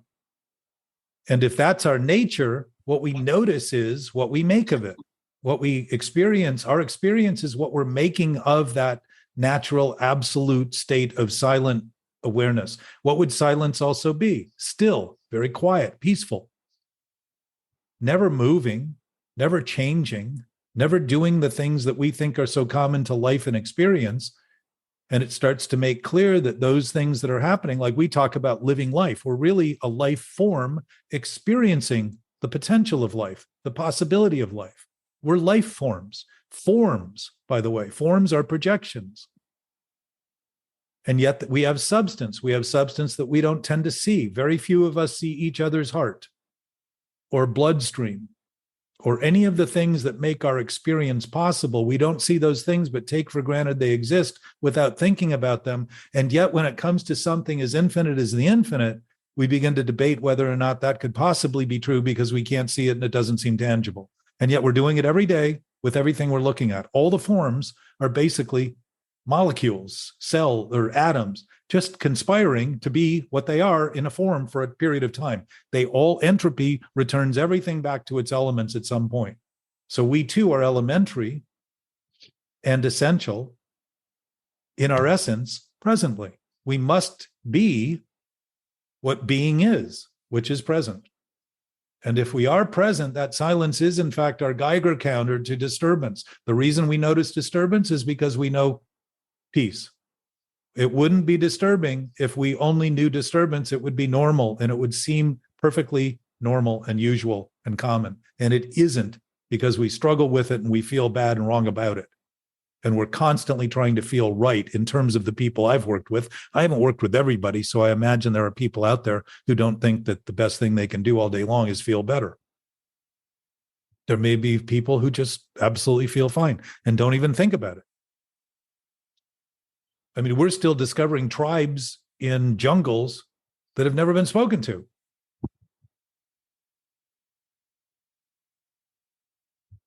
And yet there are hierarchies often in those tribes that basically put somebody in charge of everybody else, and everybody's afraid of that person in charge if they don't behave.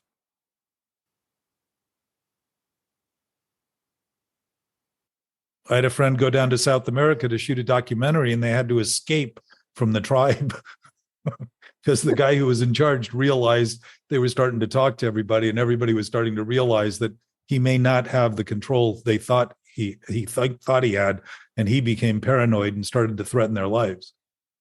And that was a tribe nobody had ever talked to. And they were looking, the whole documentary was about mental illness. So there's a good chance that if evolution exists, and I would say process and change is what evolves, there's a good chance that we may be at the forefront, as time has always been at the absolute forefront of all time. the present is absolutely at the forefront of all time. We may be living during a time where this conversation becomes something that is worth talking about so that it can begin to resolve the stability that we claim to constantly fight over, rather than develop new ways to fight over it and perpetuate the fighting we've done historically. Do you ever hear a little voice in your head, John, when you talk to yourself? Like, do you have a little voice? Yeah, I could actually change that voice. I can have it be your voice. I could have it be my father's voice. I could have it be, I can change the voice. I learned that a long time ago. I like that. Why? What's ironic is we talk about ourself as though it's one, while it's many. We have a whole chorus of voices. Why, Anthony? If we're listening. I don't know. I think it's interesting because I actually talked to somebody that's a normal person, normie. He said he doesn't hear a voice. There is no voice that he talks to. So I'm just wondering, like, how normal is that where you hear a voice and you're like having a conversation about your mental health? It's usually a conversation about mental health.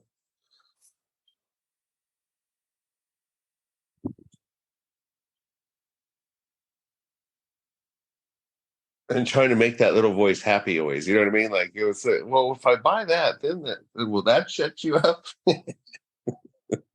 Anthony, don't be surprised that people come to conclusions that aren't accurate and promote them as being accurate. I guess that's like having a kid, it's like, okay, is that what you have to have that, right? Okay. I'll get that thing. No, they don't have to have it, but you're hoping it'll shut them up. Don't you remember what your dad said, Anthony? That was the most astounding thing in the world. That he's never depressed? No, not that one. The one about he makes a decision and then whatever happens. Oh, yeah.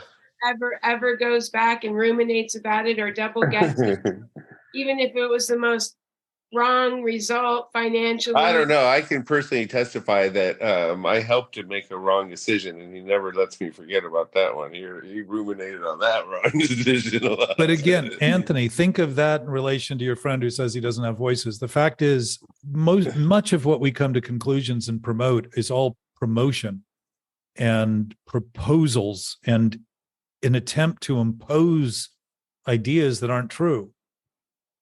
So he also said, Jenna, you might not have heard it. He just said, I described to him what this meeting was about. He goes, you're just describing worrying. That's just worrying. Was that your dad or Henry? Henry. You're just describing worrying. Well, that's a good point because worry is always thinking about things not happening. And I'm not suggesting that there isn't due concern for worry or due concern. I like how he was able to break it down to one word too, right? Worry. Because it kind of is that. I'm sure that a lot of this is just worrying about stuff. Well, what would be the difference if it causes the same effect? It'd be great to just worry about stuff and to have be enjoyable to worry about stuff. Oh, it feels so. I'm worrying about some things. It feels so good. Well, the reason it does kind of, as I was saying that, it does kind of feel good, actually. The reason I like to worry. I like to worry about stuff. Let's get real here. No, you like to distract yourself from the problem that's causing the worry by making believe if you think more about the past and future, someday it will become true because the thoughts you're using to think about it, you think are true. That's what you're worried about. You're worried as to whether or not the world is going to accommodate your truth and reality, what you call your truth and reality. That's what you're worried about. Is it going to happen? Though? Think about it, Anthony. When you start, is that bad? Well, the fact is the possibility that it's greater than what you're worrying about happening is even greater than the possibility of you ending up worse. What's going to happen is the greater possibility that it's worse than you imagine is greater because of your thinking that it would be if you actually opened up to the possibility that what happens may be greater than you can even think. Whatever you set in motion at any time is not going to realize what you thought would happen. It's going to realize what happens. And if that possibility is as broad as possibility could be, certainly limiting that thinking to only what you're worried about might cause what you think you want to happen. And what did you find out so many times? When you get it, it just doesn't seem to satisfy you. You thought all that time it's what you wanted. And when you get it, it's like, okay, now what? I need another one. I need another one. I need another one. Well, and then you need somewhere to put it and somebody to take care of it, somewhere to. becomes a whole ordeal. So interesting that you would avoid all those consequences in your imagination while you're worrying. You're not worrying about the actuality of what the consequences are. You're worried about this idea of a thought that you think is true, and the only thing that should happen in the world is what you think. And that's a conflict. And that's why it isn't worrying. If we were actually worrying about stuff, we're just being considerate about thinking. We're pushing aside. We're not just worrying, we're pushing aside. Very good. Very good. Yes, that would be a good way of looking at it. Yeah. You're pushing for what you think is the only thing that should happen because you think you're the theater of reality and truth. Right. And not being honest. As long as you understand that and go, okay, I'm doing that, then it's a lot easier to worry about stuff. When you're worrying, pretending that you're just being really even. Your worrying's going to dissipate anyhow, because you're going to realize the chances are what you're worried about is never going to happen. And if you look back, you'll find out most of what you worried about never happened. And if it does happen, it didn't happen in the way you worried about it happening. And if you John, did you ever want to run away from home when you were a little kid? I was too afraid to run away from home. Really? Because of the repercussions. I like John's remark about the silence, though, because I feel like once you have that awareness, we have far too many words. There's too much time and energy wasted on words that don't need to be experienced. And I think like that whole thing about me being so reactive to that woman that I had mentioned, I guess it was a couple weeks ago, was because I had conceded to what was with my Del Mar experience, and she wanted it to be explained to her so she could understand it. And there was words that I felt didn't need to be spoken because of my awareness, because of this group, and because I have the ability to concede now without the anguish of getting the co-conspirator and knocking it around. And I just had that awareness that it was too many words that didn't need to be spoken. And that ultimately is the gift that truthfully to what is silence. Well, and that's, that Blaise Pascal quote that I mentioned earlier when Arliss was on, that, the most difficult thing for a human to do is sit quietly in a room alone. And my suspicion is that he was onto something, in the sense that if that peace is our present state and our present meditative state of knowing, it doesn't have any compelling need to act at all. And given that we've been compelled to act and think that we need to act on behalf of thoughts that we think are true and real, and constantly feel impelled to be compelled, is what compulsions and reactivity and impulsiveness is all about. Those are all behavioral tendencies. And so the anxiety and the stress that comes with it. Hey, when you knew you had to go to AA, Jack, and that was kind of that was the road you're going to take, what was the first couple of things that you heard that you really liked, where you go, hey, you know what, that you still can remember 30 years later? You mean in my head or outside of me? Like, what is something in the rooms that you heard that you still like, that is like your core? I'm just curious. Like, was there something that you heard? Two things. There is a solution. And so I kept asking everybody, what's the solution? And they would say, did you get a book? I'd say, no. What's the solution? Do you have a sponsor? No. What's the solution? Do you go to a meeting? No. What's the solution? Okay, so that was one thing. I was fascinated by the fact that there was a solution, but I was not fascinated by having to do anything about it. I just wanted to know it so I could get back to using and drinking. Second thing was a God of my own understanding. And I immediately thought, well, I've always had a sense of that. I haven't really put words to it, and I haven't even considered that it was viable, because it didn't seem to fit into any of the structural aspects of what I thought God was about, which always seemed to be related in an organization or a religion or a philosophy or theology or whatever that is. And I always had a sense that something was greater, or something was present, that there was always some kind of something going on that took care of me. That somehow or another, my worst situations never were realized. And I was often found that things went in ways that were miraculously, in relation to my own limited thinking, were miraculous, because they would end up providing so much information beyond the ideas I had, the limits of my own thinking. And Jack loves that fucking big book. What's that? And Jack loves that fucking big book. Well, I've read it enough, and I think it makes a very interesting point of taking us from complete self-centeredness, where it needs to be suggested to us that we might have a problem with alcohol, we might be powerless over it. It's a very self-centered position to make believe that something we've done destructively for years isn't a problem. To the other end, where it says our charge is to try to carry the message, meaning that we are valuable resources to others who may be struggling, and practice principles in all our affairs. Principles are things that work, always. They're the sum total of the functional capacity of our experience. And to take those 12 steps and get to a place that would have seemed unimaginable and impossible to begin with, it's a pretty remarkable transition for people who, of all makes, colors, sizes, and without discrimination or inequity whatsoever, has been open to the world, have been able to actually apply them in ways that have actually converted people from being completely dysfunctional to being functional, useful, beneficial to others in ways that are often never considered possible.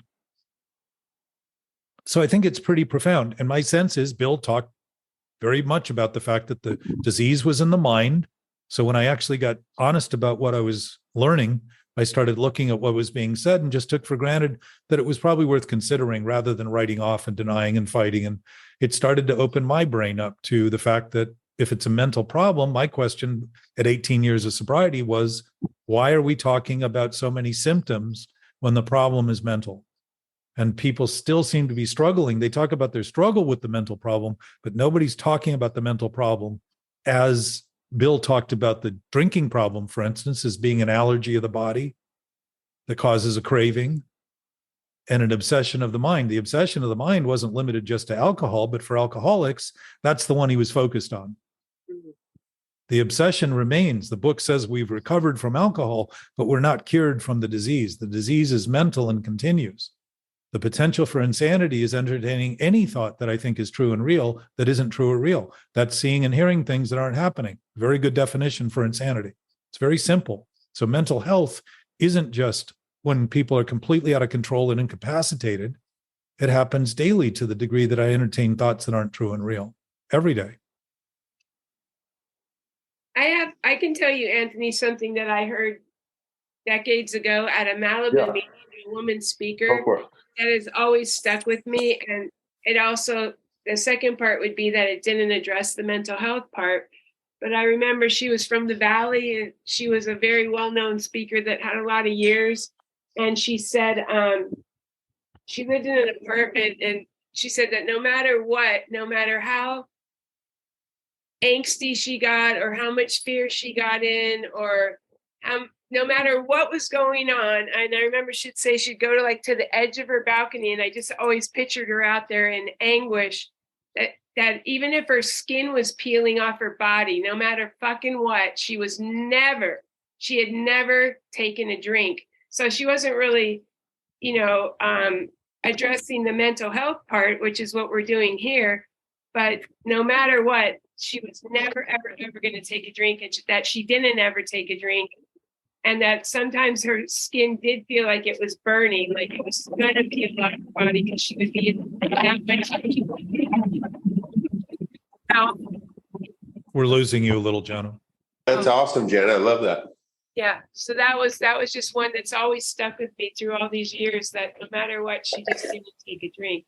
The next step would be to live in a more conceited way, and to concede to what is, and to have an awareness that what is, and have a happier life. But I guess the first step would be to stay away from the shit that you're addicted to. Well, it's very hard to be honest when you're altering your experience, because it seems like what's real is the altered experience rather than the natural state of our awareness. And so that's why sobriety is, in an emotional sense, not drinking and using and doing mind-altering chemicals, so that, because we're creating in our body also, we're creating those chemicals in our body. And to begin to be aware of that, we begin to see how quickly we can undermine the health of our own body by the thinking we're doing. And if we're interested in our health and survival, it would probably be worth noting that this is happening, and we're creating toxic conditions in our own experience as a result of simply what we're thinking and the conflicts that we're creating. So it isn't to oppose the conflicts, John, but if what's happening is that I'm wrong and what I'm making of it is that I'm right, I'm creating a conflict that's self-induced, self-imposed. It doesn't exist any more than a lie exists outside of a brain or thinking. It's something I'm doing. And if I'm doing that and I'm proactively, chronically, constantly doing this and imposing that on my own experience, my own disbelief that I could possibly be interested in doing this to myself gives me the impression, and I don't think that's the only belief I have that causes this, but it gives me the impression it's happening to me rather than being caused by me. So what I'm doing my best is to excuse myself in stories I tell that are immoral to justify, I have no part of this. I'm not responsible for it. It happened to me. It's not happening by me. And normally what I'm describing is something somebody did at some other time while I'm not reckoning with what I'm doing in present now. And I'm not going to call it present time because my sense is the present. If it's bountiful and free and able and capable, it's where that absolute source always is, always has been. And I have made believe it was somewhere else, which gave me a very, very odd sense of where I belonged while I was exactly always in the place I fit perfectly. Hi, Jackie. All based on beliefs, and that's exactly what it comes down to all the time. Well, if the beliefs are correct, and I believe in some, if I believe that I'm wearing clothes and go outside, the chances are other people will see me clothed. If I believed I'm dressed and go outside, the chances are other people are going to be appalled. But belief is what is beloved of you. You're choosing those beliefs. Yes, yes. And again, if they're aligned with what's actually happening, the belief dissolves because my interaction becomes present with what's happening rather than a condition that I've created in a belief that is opposed to reality that I think is beloved and iconic and reality and truth. Think of that. I've turned thought and my own ability to turn something that isn't true into truth into this quagmire of preoccupation to maintain it. Why am I defending it? Because I know it's wrong. I know the only thing it has is defense. The irony of it is, if it's delusion, what am I defending but nothing at all, using the defense to justify why would I be fighting something if it didn't exist?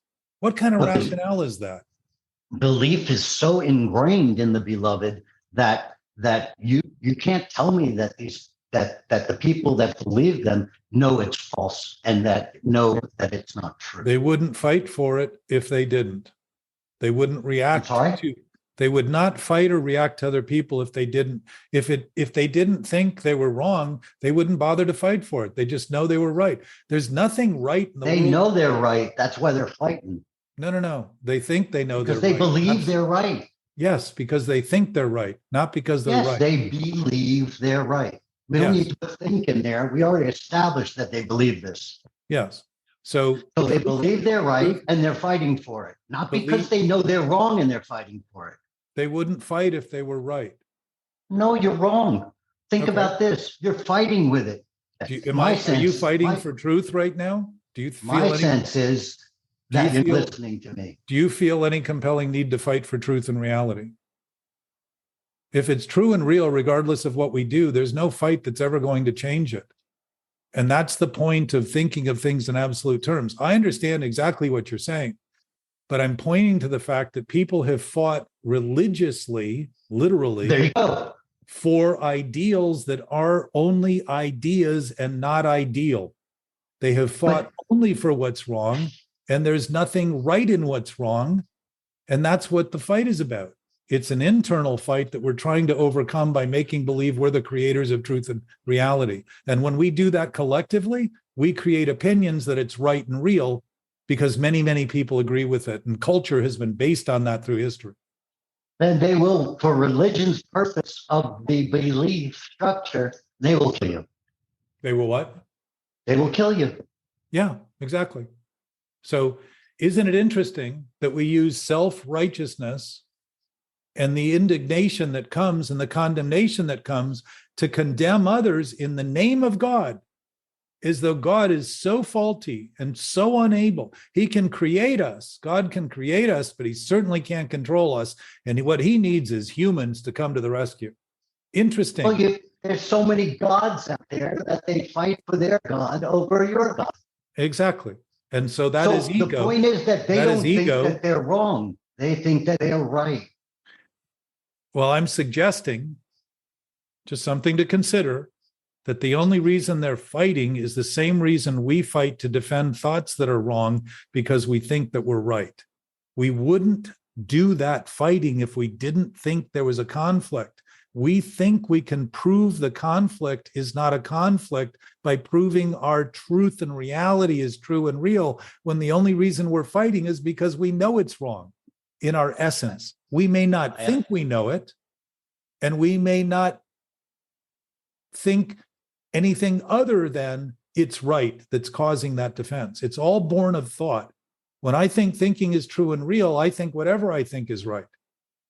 That's a problem, because it puts me at odds with everybody else, just as you just described. We all judge things differently. We all think differently in some way or another. We're all busy doing that thing we're doing independently. We think that means we have our own truth. It doesn't. It just means we think our thinking is so true and real that it gives us the right to have a truth and reality of our own. That's like saying, I'm only going to breathe the air that's mine. I'm only standing on the planet that's mine. I'm only going to use the gravity that's mine. We don't bother to argue over those things. We just use them indiscriminately, as easily as we've used them the whole time. We don't argue over it and fight over it. Belief gives them a right that Is wrong. Allows them to be however they want to be. Well, it's however they want to think they are. And it, as a result, thinking is grief. Belief. I'm thinking that I believe something to be true. Yes. Thinking, though, thinking isn't belief until we believe the thinking is true. That's when it becomes belief. Okay. Yes. So the thing, I acknowledge your understanding of it. And I'm not in argument of it. What I'm saying is that 99.9% of this planet will crucify you for saying the wrong things.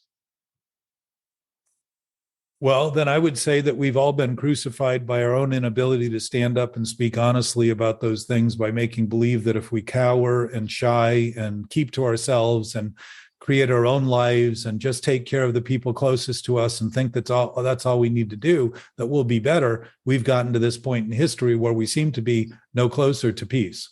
We seem to be on the verge of multiple conflicts that are constantly going on. There's been almost 400 major wars in human history. There's only been, I forget the amount of time, maybe 8% of human history where there wasn't a war going on. It may be some indication that we have a greater collective awareness that we're not thinking about or aware of in terms of our thinking, and that we've been fighting for in the name of a fight that isn't right and never has been, that could be taken up. If we can be sure about what 99% of the people are doing out there, why are we still struggling with our own uncertainty here?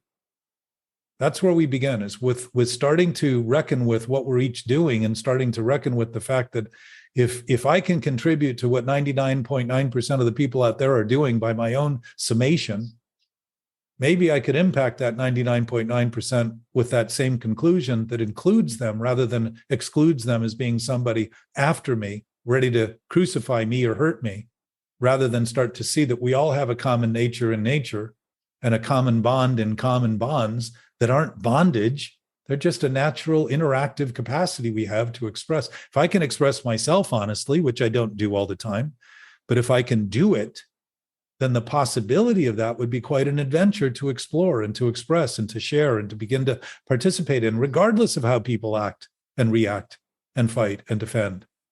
And it used to, in the early discussions, I was on edge talking about this, and it slowly burned off.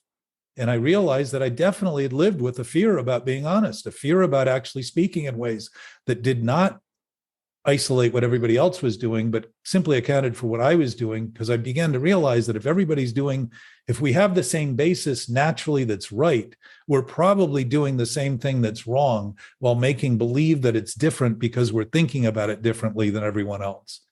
And it doesn't mean the basis of it is wrong. Even understanding suggests that it's something under our feet, understanding where we stand. If we understand things accurately, then the fundamental basis of our thinking could create reason. If we're thinking of things that don't have any basis, the fundamental nature of our thinking is not reasonable. And earlier, reason thinking was described as attempting reason. It was utilizing reason to be reasonable, not to be unreasonable. And yet within the construction of insane thinking, what's unreasonable is in fact reasonable. And what's natural is unnatural. It's all backward. And that's the addictive nature of it. So what if John hypothetically is right, that your theory is imaginary, it's not really true? Does it really change anything? Like, you're still going to believe what you believe. Does it really matter if it's even true? Bingo. He's going to believe what he believes. That is a question for you each to ask in your own experience and find out. Anthony, I would start by starting to do things that you know are wrong constantly and see how your experience goes as a result. Start doing it deliberately and see if it works. See if it helps. See if it creates an experience that you're happy to admit the consequence for. And just try it. This thing isn't about what I'm saying. It's about what we each do with it. The fact that's what I'm picking up right now. Like, we're all talking about what everyone else is doing. Yes. There's that office chat. But listen, it's like office chat. At the, MK, that's a big transition, though, to simply telling the stories that we often preoccupied ourselves with here.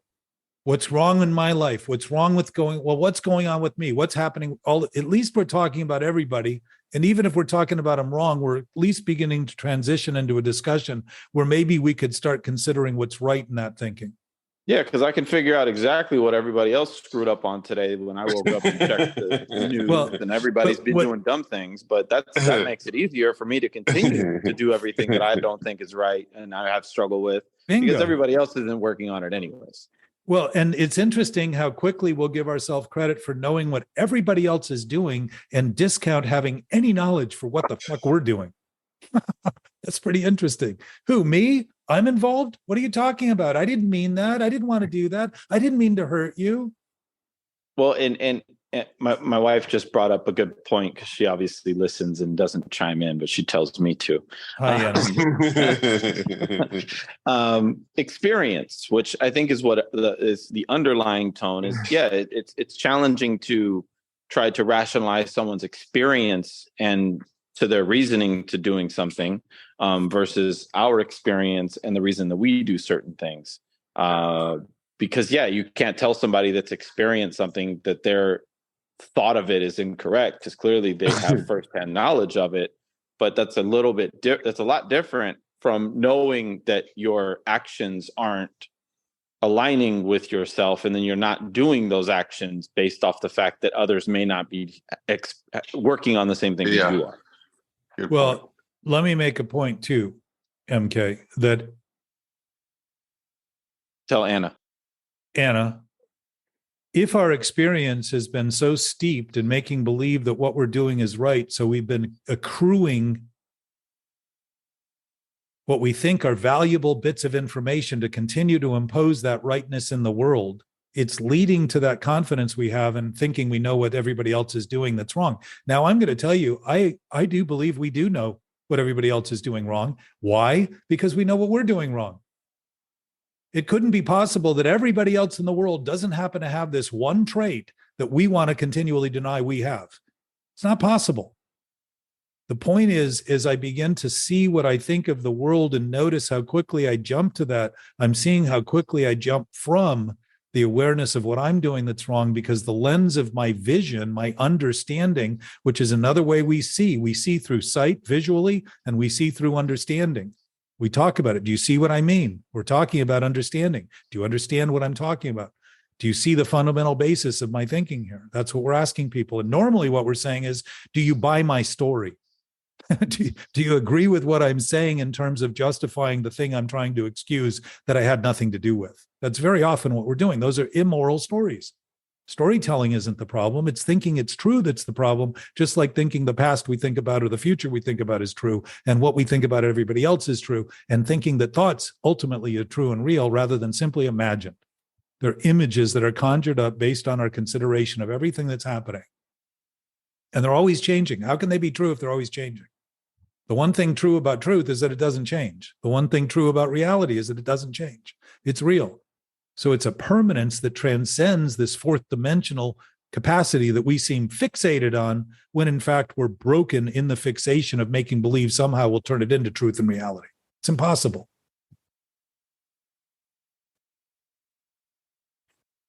So the point of that, the broader point, and this starts with Anthony this morning when he said, how can I have done this for 30 years and not notice it? Yeah. It feels pretty sickening. It wasn't not noticed. I didn't say not noticed. Well, perhaps not concede. No, just how could I don't even know now, but Act just oblivious. what a waste. Just kind of being upset. What a waste of time So, that was. Anna, MK, to the point of experience, to get to the point where you begin to realize that you've been a liar, making believe you were true and real, that you've been dishonest, making believe that you were the epitome of honesty, forcing yourself to do things to give people the impression that you're really honest, you're a really straight shooter. Yeah. Is all of a sudden starting to notice that for decades, we made believe our life depended on other people seeing us as something we weren't, when in fact we knew the whole time something was wrong with what we were doing. And to come to terms with that 30 years later, that was one of the big issues I had. Walking into sobriety is saying, how could I do this so long and make believe that somehow it was going to work? What am I, insane? And I thought, yes. What, am I crazy? Yes, of course. There's the mental issue. But here's the beauty. Here's the beauty. If we're always present and have always been present, and everything that we become aware of has always been something we're aware of, now we're not deluded in the preoccupation of thinking we're not thinking it, and it's not happening because we're not thinking it's not happening, is starting to realize that there was never any loss. There were just experiences I had. Yeah. That led to the point where I finally conceded in my human experience that I'm always where I am. I'm always with everyone else. I'm always with everything happening as it is happening, and always have been and always will be. And now those rumors that I used to spread so quickly and so seemingly thoughtfully and purely and wholly all of a sudden start to dissipate, because I realize I am not interested in starting to pretend I'm oblivious to what I'm actually so obvious. It just starts to dissipate. Now, in the present moment, there's nothing lost in the infinite. There is no, the fact is we all have it, all of it, which is why in the AA, the paradoxes say that if we give it away, we keep it. That means if we give it all away, we got everything. You know what it is, Jack? Sense. I remember, I forgot to tell you, I had thought about this before I was going to bring it up. And then I realized that the sad part is, if you're really doing everything right, your ego has got to be smashed. And then all of a sudden, you're not really that huge persona anymore. You really are who you are, or closer to it anyway. And it's just kind of, Anthony, a little deflating. You've always been that. And the depression and the compulsions have all been attempting to disprove it. They've all been fighting for a life you weren't even living. And the life you were living, you were pretending you weren't living. That's a beautiful description of it right there. That's the sickness. I mean, when I started realizing this, I felt sick to my stomach for a year. And I started noticing that nausea had always been there. I just kept treating it in ways to feel better about it. I kept filling it up with things to feel better. Sugar was one of them. Cigarettes was one of them. Yeah. Even after I got sober, I started realizing that I was doing all sorts of things to try to make sense out of this thing, but I wasn't trying to make sense. I was trying to pretend it wasn't happening while it was happening. But you're right. That's exactly what I was pointing at with MK and Anna. If I'm beginning to notice what's happening, I'm beginning to realize that my life never depended on it, but I spent an awful lot of time trying to prove that it did. And here's the weird part. I was afraid of death. I was simply afraid of not continuing to think about myself in the way that I thought of myself. I guess if you shrink down to normal size, you have you're happier because you're just at ease with everybody, instead of trying to be this bigger person that has to really be kind of rigid and have rules. Well, consider, Anthony, in the natural state of knowing and an infinite source, there is no bigger or smaller. It's just as it is now, complete, whole. It's not a variation of things. Well, So it's in your thinking too. Like either I can be grandiose thinking yes, these but that great isn't thoughts, reality. That's just entertaining thoughts. It's entertaining imagination. That's it. I mean, You're if you watching a believe it, movie. but- You're watching a movie effectively. Yeah, that's good. That's important to know. Like that is important. It's a projection. Yeah. So Or listen, little thoughts. It could be- this doesn't dismiss thinking. It begins to allow thinking to really become innovative and imaginative in productive ways, to begin to look out over there and rather than stop at the limit, start to see that's where everything actually starts. That old limit I used to defend is actually the beginning of everything. And all I was defending my whole life and trying to be small and trying to shrink down and trying not to be noticed was the limits of the thinking I was doing in relation to an infinite source that has no limits whatsoever. So the smallness couldn't be any smaller because any idea I had that was limited had absolutely no impact on the infinite the whole time. None. Does that make sense, Jonah? Yeah, totally. Well, do you remember when I found my responsibility? I was on a pink cloud for, I don't know, Yeah. a month or something. And then once I realized if I was the creator of all that there is in my reality, I was sick. I threw up. I was sobbing tears all over my property. I called Jack whining. Oh my God. And then now it's just all neutral. It's great. It's beautiful. I'm responsible. There's no loopholes. There's not one example that I can give you that anybody did anything to me. In one of the intervening weeks, or many of them, I've also thought to remind you that the beauty of absolute responsibility is that in the same way we can think of others as also having that absolute state of being and knowing, they also have absolute responsibility. So to begin to admit it for me is to begin to admit that I'm not responsible for doing for them what they can do. And Arliss brought this point up earlier, and I don't think we covered it well, but he was talking about what's help. And it's really a good question because most of what I did was never helping people. It was helping myself to the idea that I was a big help while I was actually enabling people to get worse.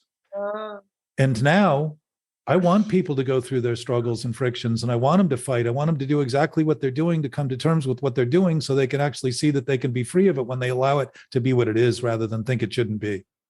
It's starting to say, of course, people are reacting. They're defending thoughts, just like I defend thoughts that I don't think I have when somebody says something. I still do that. Stuff comes up as a result of circumstances that seems to exceed my expectations. And all of a sudden, and my expectations, by the way, are only what I think should be happening based on the truth of my thought. Yeah. That's all they ever are. So as soon as they're pushed beyond, I think, what's happening here? What the hell is going on? How dare you? It's very interesting. Bye, Gabe. Well, Bye, Gabe. Jack keeps us on the straight and narrow because his story, movie, philosophy, whatever, it never alters. It's not Right. It doesn't change. And I do remember one of the things early on, like maybe our third meeting or something, and Laura Alice said, she really puts a lot of energy into meditating and that she puts a lot of time into it. Jack goes, whatever, like we're just a walking meditation. And I thought, what a dick.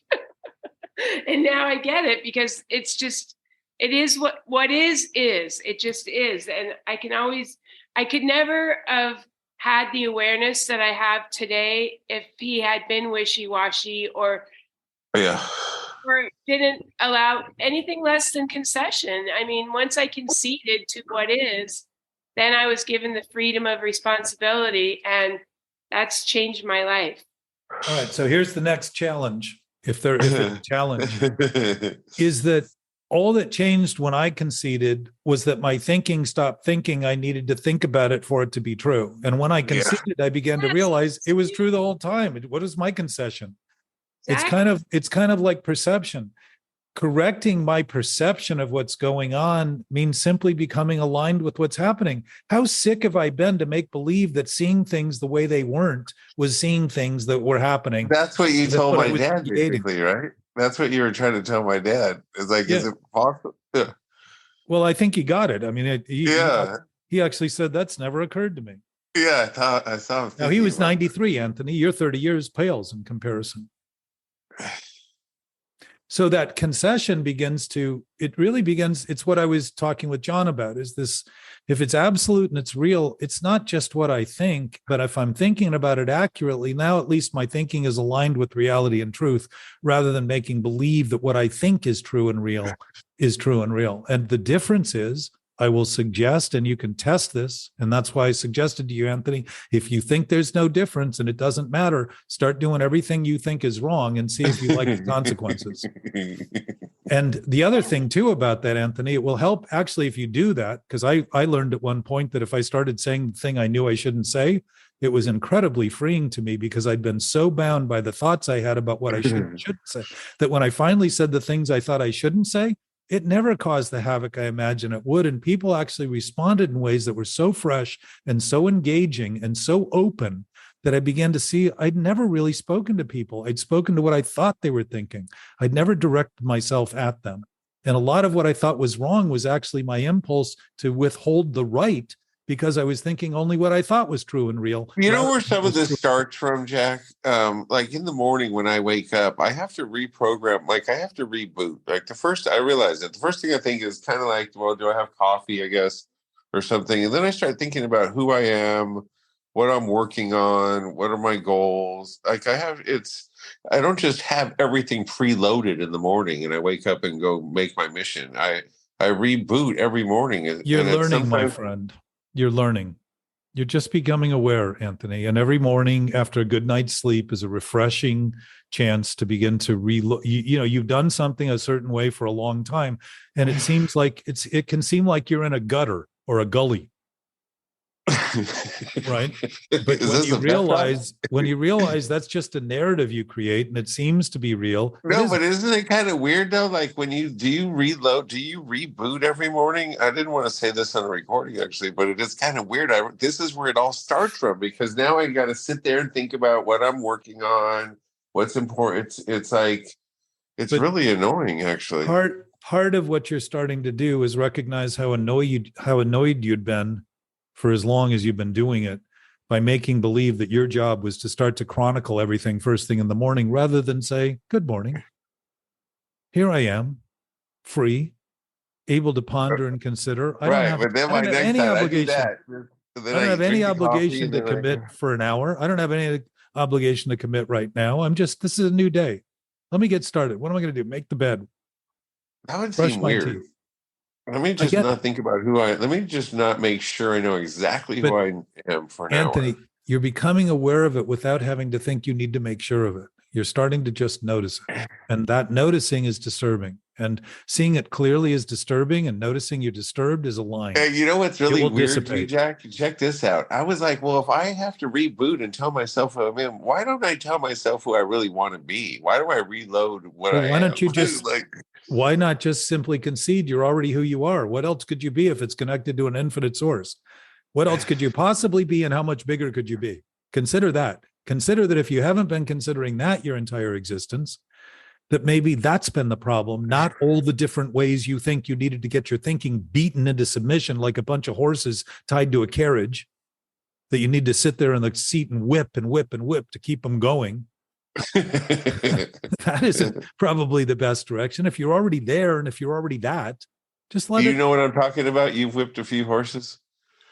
There's some time every day I find myself being pretty abusive in my own conversation. In that conversation, I become so aware of it. I can hear those popping heads, like the whack-a-moles popping up saying, idiot, who do you think you are? All that stuff still happens. But I know what it is now. I know that I'm still nursing ideas that aren't true. And to the degree that I talk about this broader and broader and broader, that isn't as relevant anymore. It just sort of dissipates. As more people listen, as I talk to more people, as I am confirmed in my own understanding, and I may well be wrong and use things incorrectly to justify confirmation, but there's a sense of something going on that seems to be inclusive and unified. And to talk about it openly, to me, is a very, very valuable, purposeful way to look at my day. and Well, like consider my debt. let's say I bought this place in France, right? And then all of a sudden I start thinking I could have just taken that money and just why would you buy one place when you could just travel around and every week could be in a different place and nowhere's home? So for me, mental obsession is they already purchased something and still like redoing the whole deal in my head. Not wanting what you have, not wanting what you have. Not Or wanting just thinking I made the wrong decision. Like, God, why would that so stupid? Why would you pick one place when you could literally, for the same price, just travel around the whole world? Do you know what the wrong decision is, though, Anthony? The one I did make. The one you're making the one you're making right now about what happened. But that's for me. I don't want to talk about this on recording, Anthony, too. it's already happened. After, it's already happened. What you did, you did. It's done. I know. That's where I realized I kind of, and I want to change it. Here's the scary part, Jack. I'm scared to tell anybody this because it's like, yeah, you still have mental. I'm like, no. Thank you. I don't have mental obsession anymore. Thank you. And that's why you don't want it recorded, because you don't want to imagine that more people might know. But let me assure you, Anthony, nobody bothering to listen to this isn't doing this. People that are listening are struggling in some way and clearly interested enough to wonder whether. But it's like a great thing. If you are going to obsess on something, it's the ultimate thing to obsess on, but it's still, it's like, it's so, and it's not like fun obsession where you go, God, this is so great to think about these different, it's like fun obsession is actually inspiration. It's not obsession. And you know what's nice about inspiration? We can always stop, but we just simply don't want to, and we know it. And you know what's nice about, or what addiction says is we can't stop because we haven't quite gotten there yet. And then I think about Jan, I'm like, fuck, I could have just been in Hawaii. Why would you not be in Hawaii? It was that sunset. So you could just, Anthony, let's go back to basics. Let's think in the most general terms. If you think your thoughts are true and real, you're going to think wherever you are, you don't.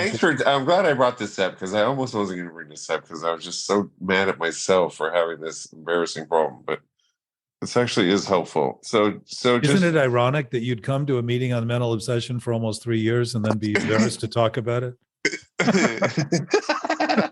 Because I want to pretend I don't have it. It's cured. Of course. Thank you. Yes. Yeah, you're having an awareness. I heard it earlier this morning. I said to you that the cadence of your discussion was very different this morning when we were talking, because you were considering what we were talking about and responding in ways that you hadn't ever responded before, because you were looking at it with fresh eyes rather than the staccato nature of that sort of. I don't think it was so much fresh. It was more desperate. Well, if desperation actually leads to your willingness, and the big book says pain is the touchstone of spiritual growth, and I believe that was St. Francis or somebody else who actually came up with that. But regardless, pain is the touchstone. That's where that piece of grass came from. Why do we need to wait for pain to grow? Because we're not proactive. We're not willing in the presence of peace. We're not willing to notice that peace is our guide. We're willing to think what we need to do is launch off in some brand new direction that's really going to solve the problem, when it's the problem created by imagining the solution is already existing. It's already there. Yeah, I think it was that piece of grass. Even though everything was so great, the biggest house you'd have with this little freaking piece of grass was still going to make me upset.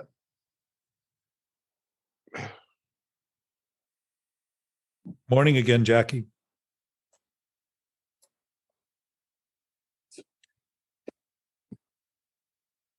So hi. Hey, Jackie. Good to see you. Hi, good to see you guys. Thank you. So if the discussion we're having is evolving, which I really am witnessing it is, and we're getting more honest, Anthony, then there's nothing we could possibly ever do that is a secret to begin with, because it's going to reflect in the things we do trying to cover it up. Or, you know what, I should just be honest with people. When I'm trying to sell people on this course, I should say I'm much better at hiding my mental obsessions now, I've noticed. Well, I think what's funny. It's not like I got rid of them. I just hide them. I laughed earlier when John said discourse, because it's kind of like not a course. It's a discourse. But listen, Anthony, You're becoming aware of things you thought would have been preposterous 2 months ago. Yeah. And you're conceding them and noticing how much impact you have on your own experience by simply conceding the things that you've probably been doing for years, making believe that if you pretended you weren't doing them, you're better off. And think about that as a development challenge that we've all been busy doing, trying to think the best we could do is hide what we were actually doing to promote an image that was better. Isn't that That kind makes of odd? sense though, right? Isn't that doesn't make sense to you? It makes perfect sense within the confines of irrational thought, yes, and insanity. It makes perfect sense. But it's not healthy to be opposed in our own experience and pose as something that opposes everyone else and impose on them things that aren't true to trigger their reactiveness and their fear and all of the other things that are going on, because now we become interreactive rather than interrelated. We're interrelated, naturally interacting with people, and we create interreactivity amongst them all in some way. Every breath we take affects everything in the universe, everything. Doesn't have to be a huge impact for it to be an impact and amountable to the amount it amounts to. Starting to see that, like Janet talking about the feeling she had. I did exactly what she did. I had to go with the most extreme feelings before I started admitting they were being caused by what's happening. In a matter of a year, those extreme feelings went away, but more subtle awarenesses started to grow too. And I began to realize how many things I thought didn't matter because they didn't make that big an impact, because I'd become so desensitized and numb to my experience that I felt bored all the time. I felt disconnected all the time. I felt completely detached. Of course, I was feeling those things. I was detached in my own thinking. I was detached in my own experience and my own adventure, and my own possibility of what was possible was all limited to only what I thought rather than what was actually possible. And as that dissipated, I became much more conscientious of things that were wrong and started to see that this isn't my problem, it's our problem. And it isn't my solution, it's our solution. And it isn't my truth, it's our truth. And started to see this as something that it applies to all, not just some. In some way, it applies to all, because even if some are disqualified from this, they are impacted by the disqualification we all pretend we are when we make believe we're not doing what we're doing. They're impacted by that. It hurts them. It in some way affects them. So we don't have to go running to their rescue to begin to notice that we've been running to the rescue of a self that doesn't exist, because it's only been what we thought of our thinking that we were struggling with. Something we do can't be something we are. Something we do can't become us. And we are the observers of that thinking, or we wouldn't ever be able to change it in any meaningful way. And our knowing nature is the basis of our ability to begin to reckon with it honestly and begin to address it honestly in thought, and begin to disband the nature of this preoccupation of chronic thinking, to begin to allow thinking simply to express what it knows and do things functionally that benefit everyone and everywhere and everything. Very different adventure, very different exploration, very different sense of fulfillment, because it's actually filling, because it's actually what's been happening the whole time while we've been delusionally imagining it wasn't.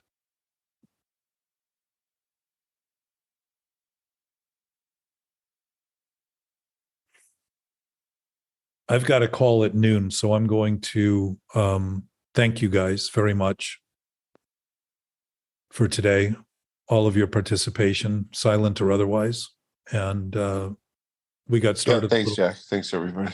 And Anthony, listen, you are learning. Yeah, that's true. You're learning and growing, like Jana, Mike, MK. Everybody is having an experience that, as we all begin to concede our part, begins to be a collective experience that changes dramatically. And to start to see that we all know that we know, and we're aware that we're aware, is to begin to put a lot of the stories we tell to try to make believe that we're separate and distinct, and somehow or another our story matters, and we need everyone else to think it matters to them too before we're confirmed that it mattered. Why would we need everybody else if it really mattered? We'd just be full of the satisfaction of the fact that it mattered. It doesn't matter. It doesn't matter to anybody else, and nobody else ever hears us anyhow. We can tell the story 100 times. They're only going to think, why does this go on and on and on? I don't even understand what's being, this thing is, I wasn't there. I didn't witness it. I don't have the whole narrative in my head to it. Of course, I don't understand. But we're beginning, it's taken us some time, beginning to actually look at this as a unified field that we're sharing and that we're impacting and that we're capable of participating in, because we've been participating in it the whole time, thinking we weren't capable of anything. Is this your unified field theory? Well, I use that because it's a term used in physics and they haven't quite figured out the subatomic level, when in fact they have the general theory of relativity pretty much figured out. But what's interesting about the subatomic level, it's the level where things can't be seen that they struggle with. Well, let me assure all physicists right now that whatever those things that can't be seen are doing, they are doing right now, and they're doing every moment exactly as they're doing what they're doing. And if we started conceding that as a collective, we would start noticing what was happening by the effects being caused a lot quicker than having to build billion-dollar particle separators to try to create experiences. Not to say that isn't important. I don't know. That may be the solution, but my sense is we're intimately familiar with it already. And if we aren't even admitting our own experience, how are we going to go out and try to consider things that are of universal importance when we can't even consider something that's happening as immediate as our own thoughts? Our knowing nature knows all that, the rest of it. It knows what's going on. Just the way Einstein said that when he went to his office, he would try to return to the state of mind of a 9-year-old when he didn't have all the education that confused him, and think of things simply. So what he started doing was noticing things on the most fundamental level that led to these profound awarenesses that seemed so obvious once he said them, but we acted so oblivious to before that point. We all have that awareness. We're all part of it. If we operated that way as a species, we would be seeing solutions that we think today are impossible, that are absolutely not only possible, but they're happening and available and accessible right now. Got it. To disqualify it would be to actually admit what you're saying, Anthony, that it's hard to finally stomach the fact that I've been doing a lot for a long time that hasn't meant much to anybody except the embarrassment of my own embarrassment. Or what about an interesting way to sell this show, so to speak, which is that you're doing something that you don't even know what you're doing, and it's causing you problems, and the show uncovers what it is that you don't even know what you're doing. First of all, we're not selling anything here. We're not promoting anything. If anything, this is just an invitation to consider things and start to notice that if we're willing to do what we can do, which is to witness our experience honestly and accurately, and maybe this conversation offers some insight to doing that, and some perspective and some perceptive clarifications that might be worth considering. You don't have to believe in them or have faith or hope in them, nothing. If truth is true, it's already true. Everybody knows it. It doesn't come from belief. It doesn't come from faith. Yet, if we do believe in something that's true, we're going to very quickly realize that actually there's a very applicable purpose for that, because every time we apply it, it works. And that's going to make us much more functional and much more productive naturally in our relationships and in our efforts and in our stated goals. It's going to naturally happen in ways that are just profoundly different. And the beauty of that is that we won't take credit for it, because we'll notice that we're simply expressing a nature that everybody has and it's always existed. It isn't something new to any of us. It's something new to all of us. Now, hey, Jack, remember that guy came over to my house and he kept saying, you know what the truth is? You know what the truth is, right? It's kind of funny that years later. The same guy killed himself, right? Yeah. Yeah. He did it right near Jana's house. People are struggling with truth when in fact there's no struggle in truth. What they're struggling with are their ideas about truth. That's all.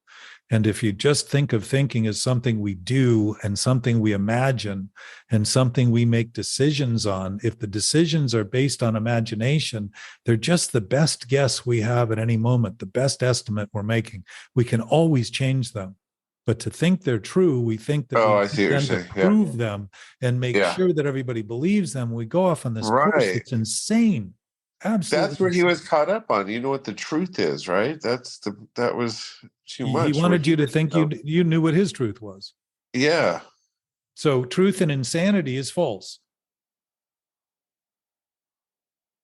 Because the whole idea of a lie only exists as long as it's thought to be true.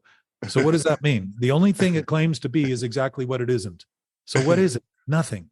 Absolutely nothing more than a thought fighting on behalf of a thought. No more than that. And all conflict is derived from that. There is no conflict in peace and absolute nature of an infinite source. None. There can't be. There are no parts or pieces to fight. There is no thinking of itself because it knows everything. It doesn't need to think about anything. It knows everything. What does that mean? That everything's possible. And we are part of that possibility. We are absolutely a part of that. I love you guys. I really appreciate this. Thanks, you guys. Love you guys. Yeah, Appreciate you all. Mahalo. Peace. Bye, Anna. Mahalo. Bye, Jackie. I love you, Jackie. Thanks for not joining us, Anna.